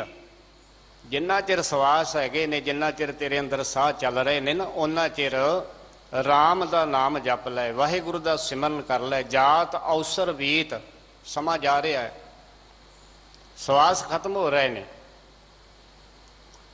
ਫਿਰ ਅੱਗੇ ਬਚਨ ਕਰਦੇ, ਏਕੋ ਚੇਤ ਗਵਾਰ ਕਾਜ ਤੇਰਾ ਆਵਈ। ਏਕੋ ਚੇਤ ਗਵਾਰ, ਇੱਕ ਅਕਾਲ ਪੁਰਖ ਪਰਮਾਤਮਾ ਨੂੰ ਚੇਤੇ ਕਰ। ਗਵਾਰ ਦਾ ਅਰਥ ਹੈ ਮੂਰਖ। ਐ ਮਨਾ ਮੂਰਖਾ, ਉਸ ਅਕਾਲ ਪੁਰਖ ਪਰਮਾਤਮਾ ਨੂੰ ਚੇਤੇ ਕਰਿਆ ਕਰ। ਤੇਰੇ ਨਾਮ ਜਿਹੜਾ ਪਰਮਾਤਮਾ ਦਾ ਸਿਮਰਨ ਜਿਹੜਾ ਉਹ ਇੱਕ ਕੰਮ ਆਉਣ ਵਾਲਾ ਹੈ। ਆ ਦੁਨੀਆ ਵਾਲੇ ਕੰਮ ਕਾਰ ਵਿਹਾਰ ਜਿਹੜੇ ਨੇ ਨਾ, ਉਹ ਇੱਥੋਂ ਤੱਕ ਹੀ ਸੀਮਤ ਹੈ। ਪਰ ਜਿਹੜਾ ਨਾਮ ਹੈ ਪਰਮਾਤਮਾ ਦਾ ਸਿਮਰਨ ਹੈ, ਇਹ ਹੈ ਤੇਰਾ ਅਸਲੀ ਸਾਥੀ, ਤੇਰਾ ਅਸਲੀ ਮਿੱਤਰ, ਤੇਰਾ ਅਸਲੀ ਸੰਗੀ। ਇਹ ਤੇਰੇ ਕੰਮ ਆਉਣ ਵਾਲਾ ਹੈ। ਨਾ ਤੇਰੇ ਪਿਤਾ ਨੇ, ਨਾ ਤੇਰੀ ਮਾਂ ਨੇ, ਨਾ ਤੇਰੇ ਪੁੱਤਰ ਨੇ, ਨਾ ਮਿੱਤਰ ਨੇ, ਨਾ ਭਾਈ ਨੇ, ਕਿਸੇ ਨੇ ਤੇਰਾ ਸਾਥ ਨਹੀਂ ਦੇਣਾ। ਜੇ ਤੂੰ ਨਾਮ ਜਪਿਆ, ਸਿਮਰਨ ਕੀਤਾ, ਇਹ ਤੇਰੀ ਮਦਦ ਕਰੇਗਾ, ਇਹ ਤੇਰਾ ਸਹਾਈ ਹੋਵੇਗਾ। ਐਥੈ ਓਥੈ ਰਖਵਾਲਾ, ਪ੍ਰਭ ਸਤਿਗੁਰ ਦੀਨ ਦਿਆਲਾ। ਇਸੇ ਵਾਸਤੇ ਪਾਤਸ਼ਾਹ ਜੀ ਨੇ ਬਚਨ ਕੀਤਾ, ਜਹ ਜਾਈਐ ਤਹ ਨਾਲ ਮੇਰਾ ਸੁਆਮੀ, ਨਾਨਕ ਕੋ ਮਿਲਿਆ ਪ੍ਰਭ ਅੰਤਰਜਾਮੀ। ਜਿਹੜਾ ਅੰਤਰਜਾਮੀ ਹੈ, ਜਿਹੜਾ ਦਿਲਾਂ ਦੀਆਂ ਜਾਣਨ ਵਾਲਾ ਹੈ, ਜਿਹੜਾ ਨਾਲ ਰਹਿਣ ਵਾਲਾ ਹੈ, ਉਸ ਪਰਮਾਤਮਾ ਦਾ ਸਿਮਰਨ ਕਰਿਆ ਕਰ, ਉਹਦੇ ਗੁਣ ਗਾਇਆ ਕਰ, ਉਹ ਤੇਰੇ ਕੰਮ ਆਉਣ ਵਾਲਾ ਹੈ। ਜੈ ਮਾਤ ਪਿਤਾ ਸੁਤ ਮੀਤ ਨਾ ਭਾਈ, ਮਨ ਊਹਾ ਨਾਮ ਤੇਰਾ ਸੰਗ ਸਹਾਈ। ਜੈ ਮਹਾ ਭਿਆਨ ਦੂਤ ਜਮ ਦਲੈ, ਤਹ ਕੇਵਲ ਨਾਮ ਸੰਗ ਤੇਰਾ ਚੱਲੈ। ਜਹ ਮੁਸ਼ਕਲ ਹੋਵੇ ਅਤ ਭਾਰੀ, ਹਰ ਕੋ ਨਾਮ ਖਿਨ ਮਾਹੇ ਉਧਾਰੀ। ਬਾਣੀ ਦੇ ਬਚਨ ਕਿਤੇ ਸਾਡੇ ਹਿਰਦੇ ਵਿੱਚ ਵਸ ਜਾਵੇ। ਗੁਰੂ ਸ਼ਬਦ ਹੈ, ਬਾਣੀ ਗੁਰੂ ਹੈ। ਅਸੀਂ ਕਹਿ ਦਿੰਦੇ ਹਾਂ, ਸੋ ਸਤਿਗੁਰ ਪਿਆਰਾ ਮੇਰਾ ਨਾਲ ਹੈ, ਜਿੱਥੈ ਕਿੱਥੈ ਮੈਨੂੰ ਲੈ ਛਡਾਈ। ਪਰ ਅੰਦਰ ਆਪਣੇ ਮਨਾਂ ਦੇ ਵਿੱਚ ਝਾਤੀ ਮਾਰੀਏ ਕਿ ਸੱਚੀ ਸਤਿਗੁਰ ਮੇਰਾ ਮੇਰੇ ਨਾਲ ਹੈ। ਕਦੀ ਇਹ ਭਰੋਸਾ ਵਿਸ਼ਵਾਸ ਸਾਨੂੰ ਆਇਆ ਹੈ ਵੀ ਸਤਿਗੁਰ ਕਿਵੇਂ ਨਾਲ ਹੁੰਦਾ ਹੈ? ਸਤਿਗੁਰ ਨੂੰ ਯਾਦ ਕਰਾਂਗੇ ਤੇ ਨਾਲ ਹੈ, ਤੇ ਸਤਿਗੁਰ ਨੂੰ ਨਾਲ ਕਿਵੇਂ ਰੱਖਣਾ ਹੈ? ਸਤਿਗੁਰੂ ਜੀ ਨੂੰ ਜਦੋਂ ਅਸੀਂ ਬਾਣੀ ਪੜ੍ਹਾਂਗੇ, ਜਦੋਂ ਅਸੀਂ ਬਾਣੀ ਨੂੰ ਕੰਠ ਕਰਾਂਗੇ, ਜਦੋਂ ਗੁਰੂ ਦੇ ਬਚਨ ਇਨ ਬਿਨ ਸਾਡੇ ਹਿਰਦੇ ਵਿੱਚ ਵਸ ਗਏ, ਜਦੋਂ ਗੁਰੂ ਦੇ ਬਚਨਾਂ ਅਨੁਸਾਰ ਸਾਡਾ ਜੀਵਨ ਚੱਲ ਪਿਆ, ਜਦੋਂ ਅਸੀਂ ਵਿਕਾਰਾਂ ਵੱਲੋਂ ਛੁਟਕਾਰਾ ਹੋ ਗਿਆ, ਜਦੋਂ ਇਹ ਬਚਨ ਸਤਿਗੁਰੂ ਜੀ ਦੇ ਹਮੇਸ਼ਾ ਯਾਦ ਰਹਿਣਗੇ ਕਿ ਸਤਿਗੁਰੂ ਜੀ ਨੇ ਸਾਡੀ ਇਹ ਇੱਜ਼ਤ ਪੱਤ ਇਸ ਸੰਸਾਰ ਵਿੱਚ ਰੱਖ ਲਈ ਹੈ। ਬਾਣੀ ਦੇ ਬਚਨ ਆਪਾਂ ਪੜ੍ਹਦੇ ਜ਼ਰੂਰ ਹਾਂ, ਪਰ ਜਦੋਂ ਇਹਨਾਂ ਦੀ ਵਿਚਾਰ ਵੀ ਗੁਰੂ ਪਾਤਸ਼ਾਹ ਜੀ ਪੱਤ ਕਿਵੇਂ ਰੱਖਦੇ ਨੇ, ਗੁਰ ਪੂਰੈ ਮੇਰੀ ਰਾਖ ਲਈ ਅੰਮ੍ਰਿਤ ਨਾਮ ਹਿਰਦੇ ਮੈਂ ਦੀਨੋ ਜਨਮ ਜਨਮ ਕੀ ਮੈਲ ਗਈ। ਜਨਮਾਂ ਜਨਮਾਂਤਰਾਂ ਦੀ ਜਿਹੜੀ ਮੈਲ ਅੰਦਰ ਸੀ ਉਹ ਗਈ ਕਿ ਨਹੀਂ ਗਈ? ਅੰਮ੍ਰਿਤ ਨਾਮ ਸਾਨੂੰ ਸਤਿਗੁਰ ਨੇ ਹਿਰਦੇ ਵਿੱਚ ਵਸਾਇਆ ਕਿ ਨਹੀਂ ਵਸਾਇਆ? ਅਸੀਂ ਯਾਦ ਕਰਦੇ ਹਾਂ ਕਿ ਨਹੀਂ? ਇਹ ਬਚਨ ਪੜ੍ਹ ਕੇ, ਇਹਨਾਂ ਨੂੰ ਵਿਚਾਰ ਕੇ ਗੁਰੂ ਦੇ ਬਚਨਾਂ ਅਨੁਸਾਰ ਚੱਲਣਾ, ਗੁਰੂ ਵਾਲੇ ਬਣਨਾ। ਗੁਰਪੂਰੈ ਮੇਰੀ ਰਾਖ ਲਈ ਅੰਮ੍ਰਿਤ ਨਾਮ ਹਿਰਦੇ ਮੈਂ ਦੀਨੋ ਜਨਮ ਜਨਮ ਕੀ ਮੈਲ ਗਈ। ਨਿਵਰੇ ਦੂਤ ਦੁਸ਼ਟ ਬੈਰਾਈ। ਇਹ ਦੂਤ ਤੇ ਦੁਸ਼ਟ, ਇਹ ਬੈਰਾਈ, ਇਹ ਸਾਡੇ ਅੰਦਰੋਂ ਗਈ ਕਿ ਨਹੀਂ ਗਈ? ਫਿਰ ਤੇ ਭਾਈ ਪਤਾ ਹੈ ਵੀ ਗੁਰਪੂਰੇ ਦਾ ਅਸੀਂ ਜਾਪ ਜਪ ਲਿਆ ਹੈ, ਸਾਡੇ ਅੰਦਰੋਂ ਇਹ ਬੁਰਾਈ, ਇਹ ਦੂਤ ਦੁਸ਼ਮਣ ਜਿਹੜੇ ਸਨ ਸਾਡੇ ਅੰਦਰ, ਦੁਸ਼ਟ ਸਨ ਜਿਹੜੇ ਵਕਾਰ ਸਨ, ਇਹ ਖਤਮ ਹੋ ਗਏ ਨੇ। ਨਿਵਰੇ ਦੂਤ ਦੁਸ਼ਟ ਬਹਿਰਾਈ ਗੁਰਪੂਰੇ ਕਾ ਜਪਿਆ ਜਾਪ ਕਹਾਂ ਕਰੇ ਕੋਈ ਬੇਚਾਰਾ। ਪ੍ਰਭ ਮੇਰੇ ਕਾ ਵੱਡ ਪ੍ਰਤਾਪ ਸਿਮਰ ਸਿਮਰ ਸਿਮਰ ਸੁਖ ਪਾਇਆ ਚਰਨ ਕਮਲ ਰਖ ਮਨ ਮਾਹੀ ਤਾਂ ਕੀ ਸ਼ਰਨ ਪਰਿਓ ਨਾਨਕ ਦਾਸ ਜਾਂ ਤੇ ਉੱਪਰ ਕੋ ਨਾਹੀ। ਹੁਣ ਇਹ ਵੇਖਣਾ ਹੈ ਕਿ ਅਸੀਂ ਉਸ ਦੀ ਸ਼ਰਨ ਵਿੱਚ ਆਏ ਹਾਂ ਜਿਸ ਤੋਂ ਵੱਡਾ ਹੋਰ ਕੋਈ ਨਹੀਂ ਹੈ। ਸੋ ਸਤਿਗੁਰ ਮਹਾਰਾਜ ਕਹਿੰਦੇ ਏਕੋ ਚੇਤ ਗਵਾਰ ਕਾਜ ਤੇਰਾ ਆਵਈ ਹਰ ਹਾਂ ਬਿਨ ਨਾਮੈ ਤਨ ਛਾਰ ਬ੍ਰਿਥਾ ਸਭ ਜਾਵਈ। ਪਰਮਾਤਮਾ ਦੇ ਨਾਮ ਤੋਂ ਬਿਨਾ ਤਨ ਜਿਹੜਾ ਛਾਰ ਹੈ, ਸਵਾਹ ਹੈ। ਅਸੀਂ ਆ ਸਰੀਰ ਲਈ ਫਿਰਦੇ ਹਾਂ ਨਾ, 3.5 ਮਣ ਦੋਹਰੀ ਚੱਲੇ ਪਾਣੀ ਅੰਨ, ਇਸ ਸੰਸਾਰ ਦੇ ਵਿੱਚ ਇਸ ਕਾਇਆ ਨੂੰ, ਇਸ ਸਰੀਰ ਨੂੰ ਚੁੱਕੀ ਫਿਰਦੇ ਹਾਂ, ਇਸ ਦੇ ਆਸਰੇ ਚੱਲਦੇ ਹਾਂ। ਪਰ ਉਸ ਅਕਾਲ ਪੁਰਖ ਪਰਮਾਤਮਾ ਦਾ ਨਾਮ ਨਹੀਂ ਜਪਿਆ, ਸਿਮਰਨ ਨਹੀਂ ਕੀਤਾ। ਮਹਾਰਾਜ ਕਹਿੰਦੇ ਤਨ ਤੇਰਾ ਛਾਰ ਹੈ, ਸਵਾਹ ਹੈ। ਹਰ ਹਾਂ ਬਿਨ ਨਾਮ ਹੈ ਤਨ ਛਾਰ ਬਿਰਥਾ ਸਭ ਜਾਈ। ਇਹ ਸਭ ਵਿਅਰਥ ਜਾ ਰਿਹਾ ਹੈ, ਸਵਾਸ ਵਿਅਰਥ ਜਾ ਰਹੇ ਨੇ। ਨਾਮ ਨਹੀਂ ਜਪਦੇ, ਚੰਗੇ ਕਰਮ ਨਹੀਂ ਕਰਦੇ, ਗੁਰੂ ਵਾਲੇ ਨਹੀਂ ਬਣੇ, ਮਨੁੱਖਾ ਜਨਮ ਐਵੇਂ ਹੀ ਸਵਾਸ ਜਿਹੜੇ ਨੇ ਅਸੀਂ ਅਜਾਈ ਵਿਅਰਥ ਗਵਾਈ ਜਾ ਰਹੇ। ਮਹਾਰਾਜ ਕਹਿੰਦੇ ਇਹ ਤੂੰ ਤੁਰਿਆ ਫਿਰਦਾ ਇੱਕ ਮੁਰਦੇ ਸਮਾਨ ਹੈ, ਮ੍ਰਿਤਕ ਸਮਾਨ ਹੈ। ਹਰ ਨਾਮ ਨਾ ਸਿਮਰੈ ਸਾਧ ਸੰਗ ਤੈ ਤਨ ਉੱਡੇ ਖੇ। ਹਰੀ ਪਰਮਾਤਮਾ ਦਾ ਨਾਮ ਨਹੀਂ ਜਪਦਾ, ਸਤ ਸੰਗਤ ਨਹੀਂ ਕਰਦਾ, ਉਸ ਦੇ ਤਨ ਦੇ ਉੱਪਰ ਖੇ ਉੱਡਦੀ ਹੈ। ਤੈ ਤਨ ਉੱਡੇ ਖੇ ਨਾਨਕ ਜਿਨ ਕੀਤੀ ਤਿਸੇ ਨਾ ਜਾਣਈ ਫਿੱਟ ਅਲੂਣੀ ਦੇ। ਜਿਸ ਪਰਮਾਤਮਾ ਨੇ ਇਹ ਮਨੁੱਖਾ ਜਨਮ ਦਿੱਤਾ, ਪੈਦਾ ਕੀਤਾ ਹੈ, ਉਸ ਨੂੰ ਜਾਣਿਆ ਹੀ ਨਹੀਂ, ਉਹਦਾ ਸਿਮਰਨ ਨਹੀਂ ਕੀਤਾ। ਫਿੱਟ ਇਹ ਤਰਕਾਰ ਹੈ।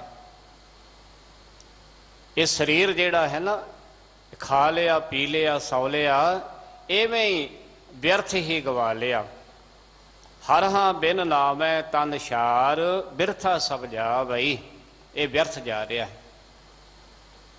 ਇਸ ਵਾਸਤੇ ਇਹ ਅਰਦਾਸ ਕਰਨੀ ਜਿਵੇਂ ਸਤਿਗੁਰੂ ਜੀ ਨੇ ਬਾਣੀ ਅੰਦਰ ਬਚਨ ਕੀਤਾ, ਮਿਲ ਮੇਰੇ ਗੋਬਿੰਦ ਆਪਣਾ ਨਾਮ ਦੇਹੋ ਨਾਮ ਬਿਨਾ ਤ੍ਰਿਗ ਤ੍ਰਿਗ ਅਸਨੇਹ।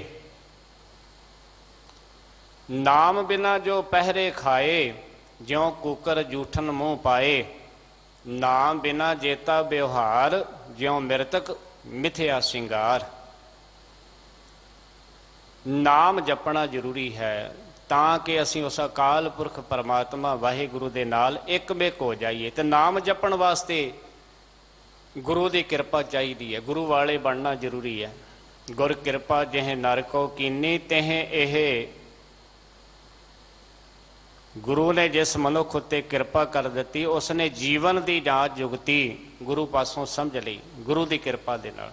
ਗੁਰ ਕਿਰਪਾ ਜਿਹੇ ਨਰ ਕੋ ਕੀਨੀ ਤਹਿ ਇਹ ਜੁਗਤ ਪਛਾਨੀ, ਨਾਨਕ ਲੀਨ ਭਇਓ ਗੋਬਿੰਦ ਸਿਉ ਜਿਉ ਪਾਨੀ ਸੰਗ ਪਾਨੀ।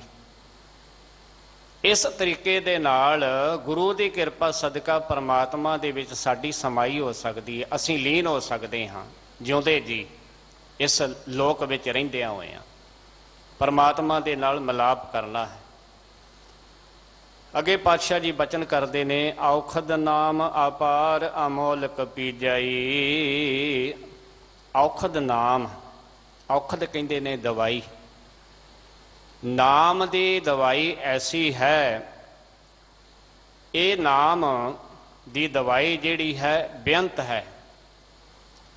ਅਮੋਲਕ ਕਹਿੰਦੇ ਨੇ ਕਿ ਇਹਦਾ ਕੋਈ ਮੁੱਲ ਨਹੀਂ ਹੈ। ਜਿਵੇਂ ਦੁਨੀਆ ਦੇ ਵਿੱਚ ਅਸੀਂ ਕੋਈ ਮੁੱਲ ਦੇ ਕੇ ਕੋਈ ਚੀਜ਼ ਵਸਤੂ ਖਰੀਦਦੇ ਹਾਂ, ਮਹਿੰਗੀ ਤੋਂ ਮਹਿੰਗੀ ਚੀਜ਼ ਖਰੀਦ ਲੈਂਦੇ ਹਾਂ, ਜੋ ਮਰਜ਼ੀ ਖਰੀਦ ਲਓ। ਪਰ ਨਾਮ ਜਿਹੜਾ ਹੈ ਅਮੋਲਕ ਹੈ, ਇਹਦਾ ਮੁੱਲ ਨਹੀਂ ਪਾਇਆ ਜਾ ਸਕਦਾ। ਇਹ ਕਿਸੇ ਧਨ ਦੇ ਨਾਲ ਇਹਨੂੰ ਖਰੀਦਿਆ ਨਹੀਂ ਜਾ ਸਕਦਾ। ਸਾਈਂ ਨਾਮ ਅਮੋਲ, ਕੀਮ ਨਾ ਕੋਈ ਜਾਣ ਦੋ। ਇਹਦੀ ਕੋਈ ਕੀਮਤ ਨਹੀਂ ਹੈ, ਨਾ ਕੋਈ ਕੀਮਤ ਇਹਦੀ ਦੇ ਸਕਦਾ ਹੈ। ਇਹ ਸਾਈਂ ਦਾ ਨਾਮ ਐਸਾ ਅਮੋਲਕ ਹੈ। ਪੁੱਛੋ ਧੰਨ ਗੁਰੂ ਅਮਰਦਾਸ ਜੀ ਮਹਾਰਾਜ ਜੀ ਨੂੰ ਦੱਸਦੇ ਨੇ। ਫਿਰ ਇਹਨੂੰ ਪ੍ਰਾਪਤ ਕਿਵੇਂ ਕਰਨਾ ਉਹ ਵੀ ਦੱਸਦੇ ਨੇ।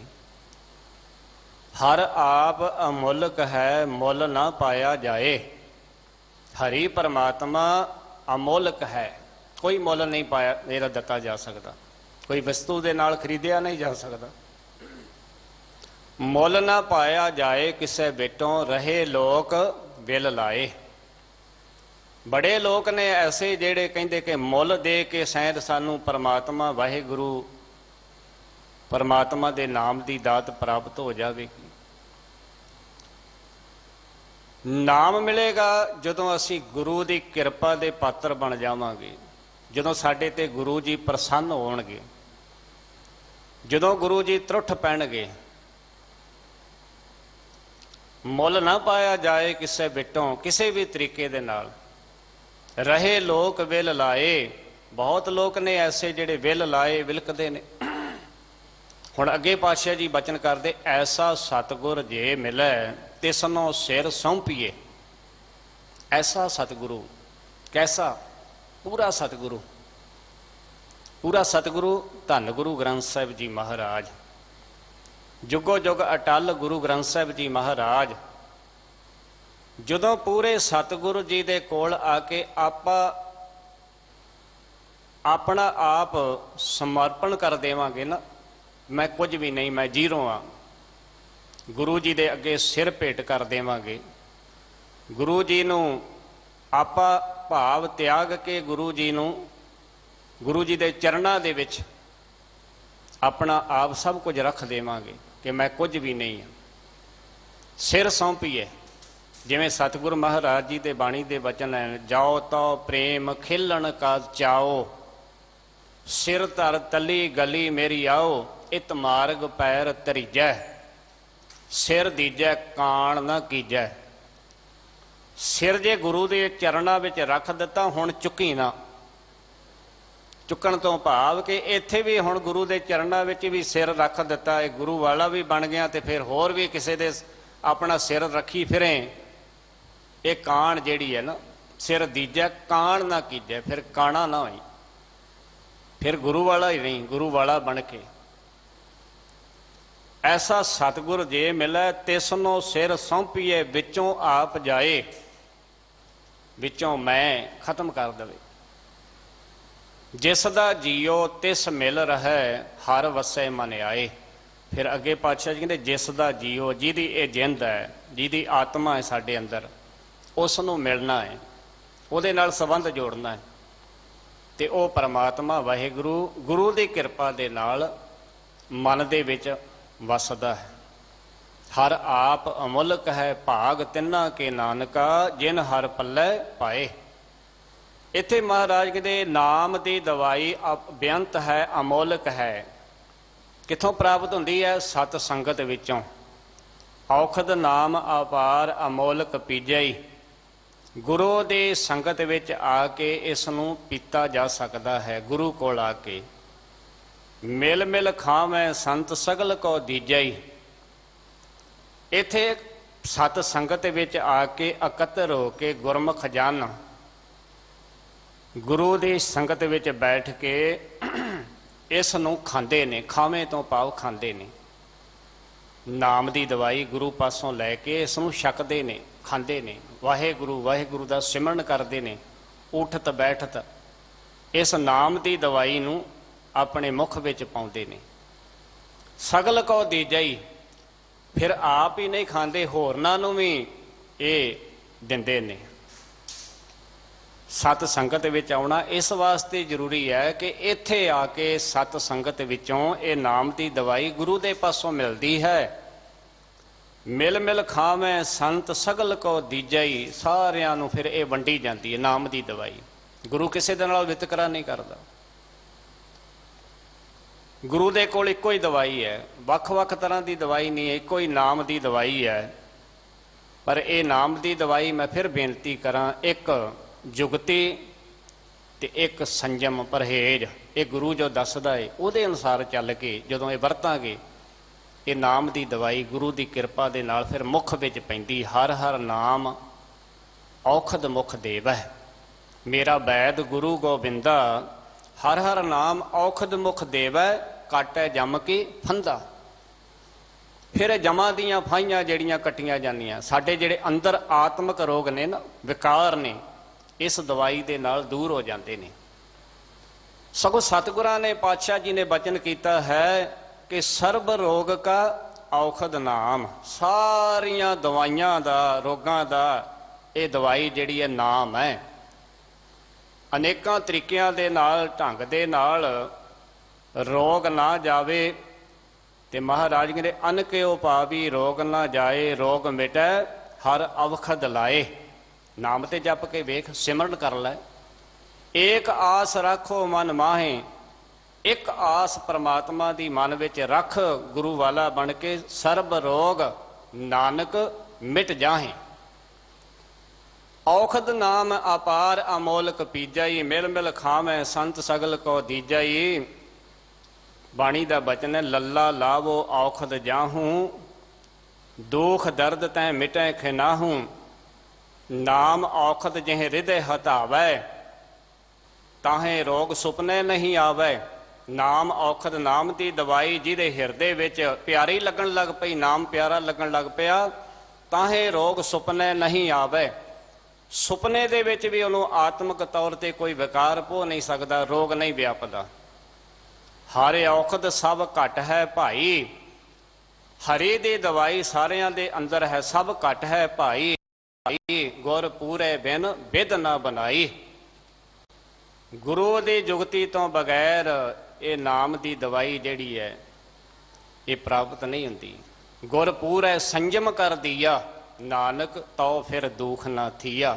ਪੂਰੇ ਗੁਰੂ ਨੇ ਸੰਜਮ ਦੱਸ ਦਿੱਤਾ, ਪਰਹੇਜ਼ ਦੱਸ ਦਿੱਤਾ, ਫਿਰ ਅੰਦਰ ਦੁੱਖ ਜਿਹੜਾ ਹੈ ਉਹ ਹੋਵੇਗਾ ਨਹੀਂ। ਦੁਖ ਰੋਗ ਸੰਤਾਪ ਉਤਰੇ, ਸੁਣੀ ਸੱਚੀ ਬਾਣੀ। ਜਿਸੇ ਪ੍ਰਾਪਤ ਹੋਏ ਤਿਸੇ ਹੀ ਪਾਵਨ ਹੈ, ਹਰ ਹਾਂ ਹਉ ਬਲਹਾਰੀ ਤਿੰਨ, ਜੇ ਹਰ ਰੰਗ ਰਾਵਣੇ। ਇਹ ਨਾਮ ਦੀ ਦਵਾਈ ਫਿਰ ਸਤ ਸੰਗਤ ਦੇ ਵਿੱਚੋਂ ਜਿਹਨੂੰ ਪ੍ਰਾਪਤ ਹੁੰਦੀ ਹੈ, ਜਿਹਦੇ ਤੇ ਗੁਰੂ ਜੀ ਤਰੁੱਠਦੇ ਨੇ, ਉਹ ਇਹਨੂੰ ਪ੍ਰਾਪਤ ਕਰ ਲੈਂਦਾ ਹੈ। ਤੇ ਉਹਨਾਂ ਤੋਂ ਪਾਤਸ਼ਾਹ ਜੀ ਕਹਿੰਦੇ ਅਸੀਂ ਸਦਕੇ ਜਾਂਦੇ ਹਾਂ, ਜਿਹੇ ਹਰ ਰੰਗ ਰਾਵਣੇ, ਜਿਹੜੇ ਹਰੀ ਦੇ ਪਿਆਰ ਦੇ ਰੰਗ ਦੇ ਵਿੱਚ ਆਨੰਦ ਮਾਣਦੇ ਨੇ, ਨਾਮ ਜਪਦੇ ਨੇ, ਸਿਮਰਨ ਕਰਦੇ। ਵੈਦਾਂ ਸੰਦਾ ਸੰਗ ਇਕੱਠਾ ਹੋਇਆ, ਔਖਦ ਆਏ ਰਾਸ ਵਿੱਚ ਆਪ ਖਲੋਇਆ। ਵੈਦਾਂ ਸੰਦਾ ਸੰਗ, ਜਿਵੇਂ ਗੁਰਮੁਖ ਜਨ ਗੁਰੂ ਦੀ ਸੰਗਤ ਵਿੱਚ ਆਉਂਦੇ ਨੇ, ਇਕੱਠ ਜਿਹੜੇ ਨੇ ਬਹੁਤ ਤਰ੍ਹਾਂ ਦੇ ਬਾਹਰ ਹੁੰਦੇ ਨੇ, ਕਈ ਤਰ੍ਹਾਂ ਦੇ ਇਕੱਠ ਵੇਖਦੇ ਆ। ਜਿਹੜਾ ਇੱਥੇ ਇਕੱਠ ਹੈ ਗੁਰੂ ਦੀ ਸੰਗਤ ਦਾ ਇਕੱਠ ਹੈ, ਵਿੱਚ ਸੰਗਤ ਹਰ ਪ੍ਰਭ ਵਸੇ ਜੀਓ। ਇੱਥੇ ਆਣ ਕੇ ਜਿਹੜੀ ਇਹ ਨਾਮ ਦੀ ਦਵਾਈ ਜਦੋਂ ਵਰਤੀ ਜਾਂਦੀ ਹੈ, ਔਖਦ ਆਏ ਰਾਸ ਵਿੱਚ ਆਪ ਖਲੋਇਆ। ਇੱਥੇ ਪ੍ਰਮਾਤਮਾ ਸਤ ਸੰਗਤ ਦੇ ਵਿੱਚ ਹਾਜ਼ਰ ਨਾਜ਼ਰ ਹੈ ਤੇ ਉਹਨਾਂ ਦੇ ਰੋਗ ਜਿਹੜੇ ਨੇ ਕੱਟੇ ਜਾਂਦੇ ਨੇ। ਜਦੋਂ ਗੁਰਮੁਖ ਸੰਤ ਜਨਾਂ ਦੇ ਵਿੱਚ ਆਮ ਵੀ ਕੋਈ ਵਿਅਕਤੀ ਆਣ ਕੇ, ਗੁਰਮੁਖ ਜਨ ਸੰਗਤ ਦੇ ਵਿੱਚ ਆਣ ਕੇ, ਆਮ ਵਿਅਕਤੀ ਵੀ ਆਣ ਕੇ ਬੈਠਦਾ ਹੈ, ਉਹਨੂੰ ਵੀ ਜਦੋਂ ਇਹ ਨਾਮ ਦੀ ਦਵਾਈ ਦਾ ਪਤਾ ਲੱਗਦਾ ਹੈ ਤੇ ਉਹ ਵੀ ਇਹ ਨਾਮ ਦੀ ਦਵਾਈ ਨੂੰ ਵਰਤਦਾ ਹੈ। ਜੋ ਜੋ ਉਹਨਾਂ ਕਰਮ ਸੁਕਰਮ ਹੋਏ ਪਸਰਿਆ, ਜੋ ਜੋ ਉਹਨਾਂ ਕਰਮ, ਜੋ ਚੰਗੇ ਕਰਮ ਕਰਦੇ ਨੇ ਉਹਨਾਂ ਵੱਲ ਵੇਖ ਕੇ ਦੂਸਰੇ ਵੀ ਜਿਹੜੇ ਨੇ ਉਹ ਚੰਗੇ ਕਰਮ ਕਰਦੇ ਨੇ। ਸੋ ਕਰਮ ਹੋਏ ਪਸਰਿਆ, ਹਰ ਹਾਂ ਦੁਖ ਰੋਗ ਸਭ ਪਾਪ ਤਨ ਤੇ ਖਿਸਰਿਆ। ਪਾਤਸ਼ਾਹ ਜੀ ਕਹਿੰਦੇ ਇਸ ਤਰੀਕੇ ਦੇ ਨਾਲ ਸਤ ਸੰਗਤ ਦੇ ਵਿੱਚੋਂ ਨਾਮ ਦੀ ਦਵਾਈ ਗੁਰੂ ਪਾਸੋਂ ਲੈ ਕੇ ਦੁੱਖਾਂ ਰੋਗਾਂ ਦਾ, ਸਾਰੇ ਪਾਪਾਂ ਦਾ ਤਨ ਦੇ ਵਿੱਚੋਂ ਨਾਸ ਹੋ ਜਾਂਦਾ, ਖਿਸਰਿਆ ਤੋਂ ਭਾਵ ਖਤਮ ਹੋ ਜਾਂਦੇ ਹਨ। ਸਤਿਗੁਰੂ ਜੀ ਕਿਰਪਾ ਕਰਨ। ਇਹ ਰੋਗ ਜਿਹੜੇ ਨੇ ਇੱਥੋਂ ਗੁਰੂ ਦੇ ਨਾਮ ਦੀ, ਗੁਰੂ ਪ੍ਰਮਾਤਮਾ ਦੇ ਨਾਮ ਦੀ ਦਵਾਈ ਦਿੰਦਾ ਹੈ ਤੇ ਸਾਰੇ ਜਿਹੜੇ ਰੋਗ ਅੰਦਰ ਸਾਡੇ ਡੇਰਾ ਕਰਕੇ ਬੈਠੇ ਨੇ ਉਹ ਖਤਮ ਹੋ ਜਾਂਦੇ। ਪਰਮੇਸ਼ਰ ਦਿੱਤਾ ਬੰਨਾ ਦੁੱਖ ਰੋਗ ਕਾ ਡੇਰਾ ਭੰਨਾ, ਆਨੰਦ ਕਰੈ ਨਰ ਨਾਰੀ ਹਰ ਹਰ ਪ੍ਰਭ ਕਿਰਪਾ ਧਾਰੀ। ਸੰਤੋ ਸੁਖ ਹੋਆ ਸਭ ਥਾਈ ਪਾਰ ਬ੍ਰਹਮ ਪੂਰਨ ਪਰਮੇਸ਼ਰ ਰਬ ਰਹਿਆ ਸਭ ਨੀ ਜਾਈ। ਧੁਰ ਕੀ ਬਾਣੀ ਆਈ ਤਿਨ ਸਗਲੀ ਚਿੰਤ ਮਟਾਈ ਦਇਆਲ ਪੁਰਖ ਮਿਹਰਬਾਨਾ ਹਰ ਨਾਨਕ ਸਾਚ ਵਖਾਨਾ। ਸੋ ਸਤਿਗੁਰੂ ਜੀ ਕਿਰਪਾ ਕਰਨ। ਗੁਰਬਾਣੀ ਦੀ ਵਿਚਾਰ ਕਰਦਿਆਂ ਇੱਕ ਨਹੀਂ ਅਨੇਕਾਂ ਭੁੱਲਾਂ ਹੋ ਗਈਆਂ ਹਨ। ਭੁੱਲਾਂ ਸੰਗਤ ਅਤੇ ਗੁਰੂ ਬਖਸ਼ਣ ਯੋਗ ਹੈ ਜੀ, ਬਖਸ਼ ਦੇਣੀਆਂ। ਸਤਿਕਾਰਯੋਗ ਸਿੰਘ ਸਾਹਿਬ ਗਿਆਨੀ ਰਣਜੀਤ ਸਿੰਘ ਜੀ ਹੈੱਡ ਗ੍ਰੰਥੀ ਸਾਹਿਬ ਜੀ ਦਾ ਬਹੁਤ ਬਹੁਤ ਧੰਨਵਾਦ। ਵਾਹਿਗੁਰੂ ਜੀ ਕਾ ਖਾਲਸਾ, ਵਾਹਿਗੁਰੂ ਜੀ ਕੀ ਫਤਿਹ।